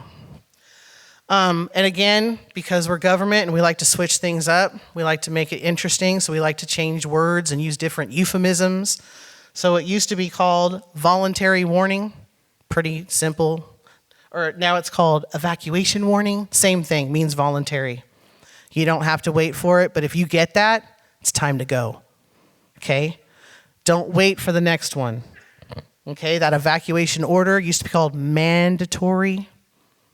Yeah, it's time to really go. You're talking about a difference between the voluntary, where you maybe got 20, 30 minutes, even more. You could have an hour with a voluntary warning. That mandatory one, you got maybe 10 minutes, if even that, if you're lucky. That is not the position you want to be in, folks. These are some other alerts and warnings. I just want you to be familiar with the terminology. Again, you'll have access to all this stuff. It's pretty easy. It's all self-explanatory. You're grown people. You can read, right? You got this? Recap. We're just going to go over this, and I'm going to be quiet because I want you guys to have time to get to these questions because I know, folks, I know your butts are falling asleep. I know it. All right? I want you to work on thinking about your evacuation plan. Where are you going to go and how are you going to get there? Okay? Just start thinking about it. Even if you just write down the ideas now. You may not have the plan fully developed, but at least the ideas are on paper and you're starting something. We're going to practice it. Once you get it down and you got where you're going to go figured out, then you're going to practice. You're going to drive. And then you're going to go have a nice dinner. Okay? Steak, taters, banana split. Ooh, I'm hungry. Good Lord. Okay. Make sure that when you go to bed at night, make sure this little doohickey right here, okay, is next to your bedside. Make sure it's charged. All right? Sure, cell phone towers may be down.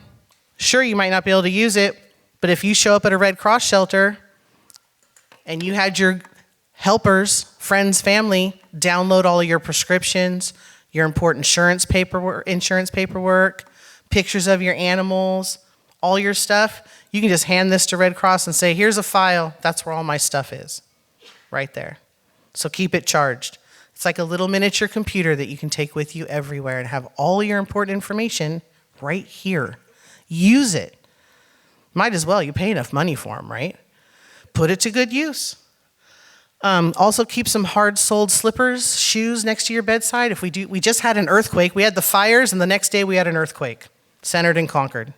It was a 3.5, 3.8. If things fall, you don't want to be traversing over broken stuff. If you go home today, for those of you that like clutter, yep, I'm calling myself out. I do like my tchotchkes, I'm not going to lie. Check your pathways in your homes for egress, okay? You got carpets, you got, the little rugs. My grandma used to have them all over to protect the carpet. Make sure they're tacked down or remove them. You don't want any tripping hazards if you got to go quick.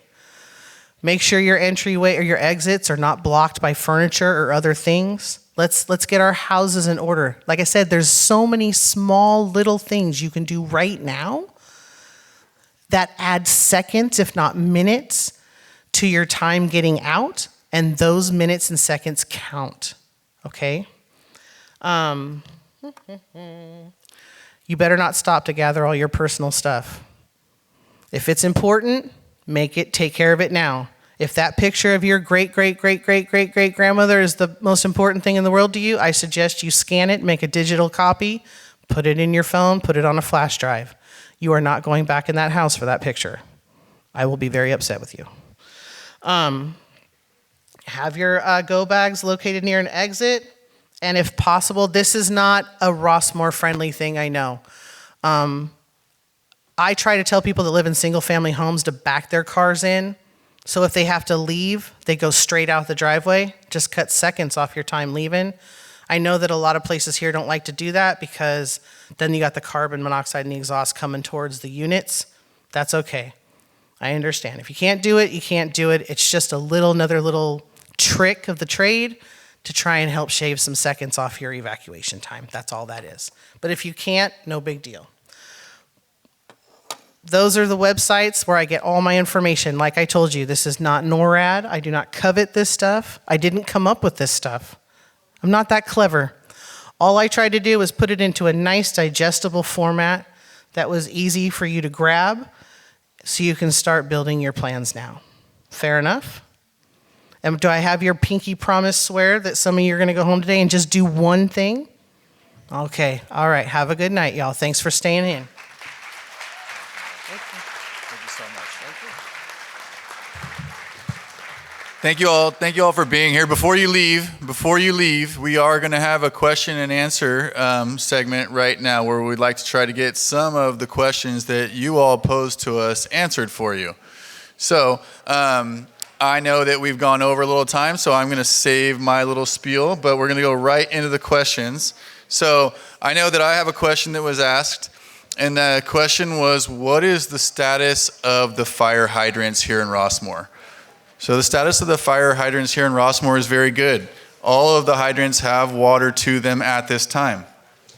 All of the hydrants are tested on an annual basis by East Bay Mud, and they are working well. That does not mean that in the case of a fire, we will not have water pressure issues like they did down south. So that is a serious concern. But as of right now, all of our hydrants are working well, and they're certified annually. John, you want to take a question? Sure. First question I have is, should dead trees on GRF property be taken down? And in a similar vein, is there any movement on removing trees wholesale by class, i.e. eucalyptus trees? To start, there are 3 species of trees that we're recommending removal in all cases. It's the eucalyptus blue gum, the blue spruce, and the Monterey pine. Blue gum eucalyptus is different than other varieties, so we go with the arborist's decision when we're removing those trees. And yes, dead trees should be taken down. The best thing to do, if you think you see a dead tree, please email the work order desk at workorder@rossmoor.com. We'll send out a qualified arborist to make a determination, and they'll send us an estimate to remove it if needed. Tom, you want to take a question? Yeah, so the one I have, I had a lot on the evacuation and the different roadways, how many roadways we had that could be opened up in an emergency. There are 6. The only people who can open those up is the police department or the fire department. So it's up to them to open them up. To find them, they will direct you to them. So your role, in case of any kind of emergency or evacuation, is head to the gate. If they've opened up something else, they're going to direct you to that location. Please do not go there on your own. All right, and then has any further work been done to realize a fire exit road on the east side of Rossmoor at the end of Gray Eagle Drive? Yes, there has been some improvement. So just to remind you, we went to the board. The board approved money to pave that fire road. It goes over to Castle Crest, if anybody knows where Castle Crest is in Alamo. It's about a 1.1 mile road. And we asked, well, we went out and found out how much it would cost to pave it and to put up, sorry, I keep cutting out, guardrails, because there are steep canyons on the roadway out to Castle Crest. The board approved the funds. The fire department asked the private landowner. At the time, he said no. His property was just going up for sale for $32 million. So obviously we didn't make a bid for that property, although we could put the pickleball court there. But what we did, he said, come back in a year and we'll go from there. A year later, this is Chris Bachman, who's handling this. He truly wraps his arms around us. He's the one who went and got the $3.1 million grant to do the shaded fuel break that's going all around Rossmoor. So, I mean, if you see him, by all means, well, now you're not going to see him for a while. If you do, please give him a hug or a handshake that says, thank you so much for wrapping your arms literally around us. He's the one who keeps going to the landowner and asking for permission. So the second year he went back to the landowner. Landowner says, hey, East Bay Mud is building a high pressure water line through there. And they're going to tear up that same road. So it doesn't make sense that you would cover that up and then have it torn up. He goes, you're right. On the third year, they were delayed. East Bay Mud was delayed. It did just go in. And Chris Bachman hit up the East Bay Mud and said, hey, I know the road's dirt. Do you mind making it a nice gravel roadway and regrade it? And they did for him. However, we're still not to the stage where the landowner's not yet ready to allow us to pave it and put up some K-rails, so guardrails. But I think eventually we'll get there. I truly think we'll get there. Back to you. Yeah, thank you very much, Tom. Lieutenant, you have a couple questions? Yes, I do. One question asked about the ban on fireworks in Walnut Creek. And fireworks are illegal in the entire county. And every July and every New Year's Eve, we see how much people pay attention to that based on, you probably hear it from here, I imagine. It is against the law.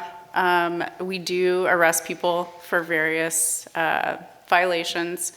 It's really hard to chase down someone. They're like a ghost. They just disappear. They shoot off that firework. It's really hard to find everyone who's shooting them off, but we do our best. We do make arrests. I want you to know that. But everything, even safe and sane fireworks, are illegal in Contra Costa County. So I hope that answered that. Just a couple quick ones. Someone said, I will presume we'll be told where the shelters are. So yes, and I haven't been on the Red Cross app, but I would imagine that's probably a place you would get information. But depending on the type of event, how large it is, how long it's gonna last, is gonna depend on how Red Cross is gonna deploy in a different way for each type of incident. So just check your information. We'll never be able to say ahead of time where these shelters might be. And And if I could address, okay, this is talking about the evacuation procedures and kind of the drills that have happened in Rossmoor and where the pinch points were and where a lot of traffic occurred. I would say where the zones converge, obviously, are going to be a traffic point. However, just be open-minded, because when you just add a little bit of stress, things change so greatly.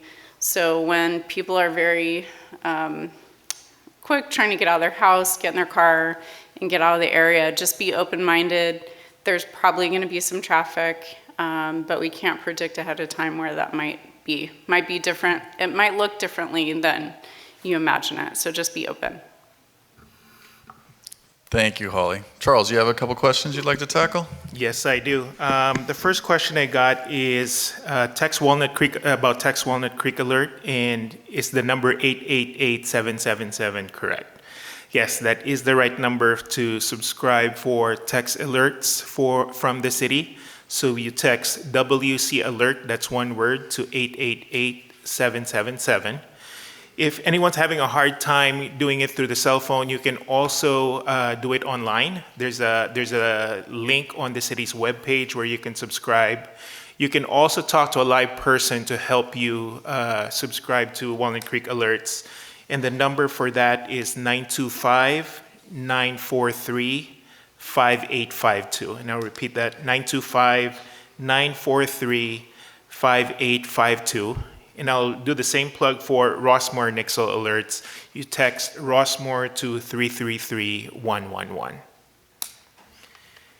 And then the next question I got is, in Pacific Palisades, the residents saw they lost connections on their cell phones and had no power. In this event, how will the authorities communicate with us? That's a really good question. And just like what Lieutenant Connors and Noel said, our first, in the event this happens and there is no power and there's no way to communicate, our first responders will do it the old-fashioned way. They will be knocking at doors. But that said, I want to re-emphasize what Tom said. Let's not wait for somebody to tell us to evacuate. If you see something that's unusual, if you smell something that's not right, just evacuate and watch a movie. I think that's the best piece of advice that we can give you. Thank you very much, Charles. Noel, just a couple questions maybe from you? Yeah, I have two for me and two are for the fire marshal, but I think I can address one and one might need to be for Perfect. Rossmoor. Whatever you can field. Thank you. Yeah, and before I do that, I forgot to mention someone. When I was getting ready, there was a gentleman named Ken Jonah in Mutual 3. He's a Red Cross volunteer, and he was kind enough to bring some go bags. I don't know if he's still in the building, but he brought some samples and examples. I don't know if he's still in the building or out front, but if you see him, he had some samples of those. So I apologize for not mentioning him sooner. But my two questions were, what is the best mask for wildfires?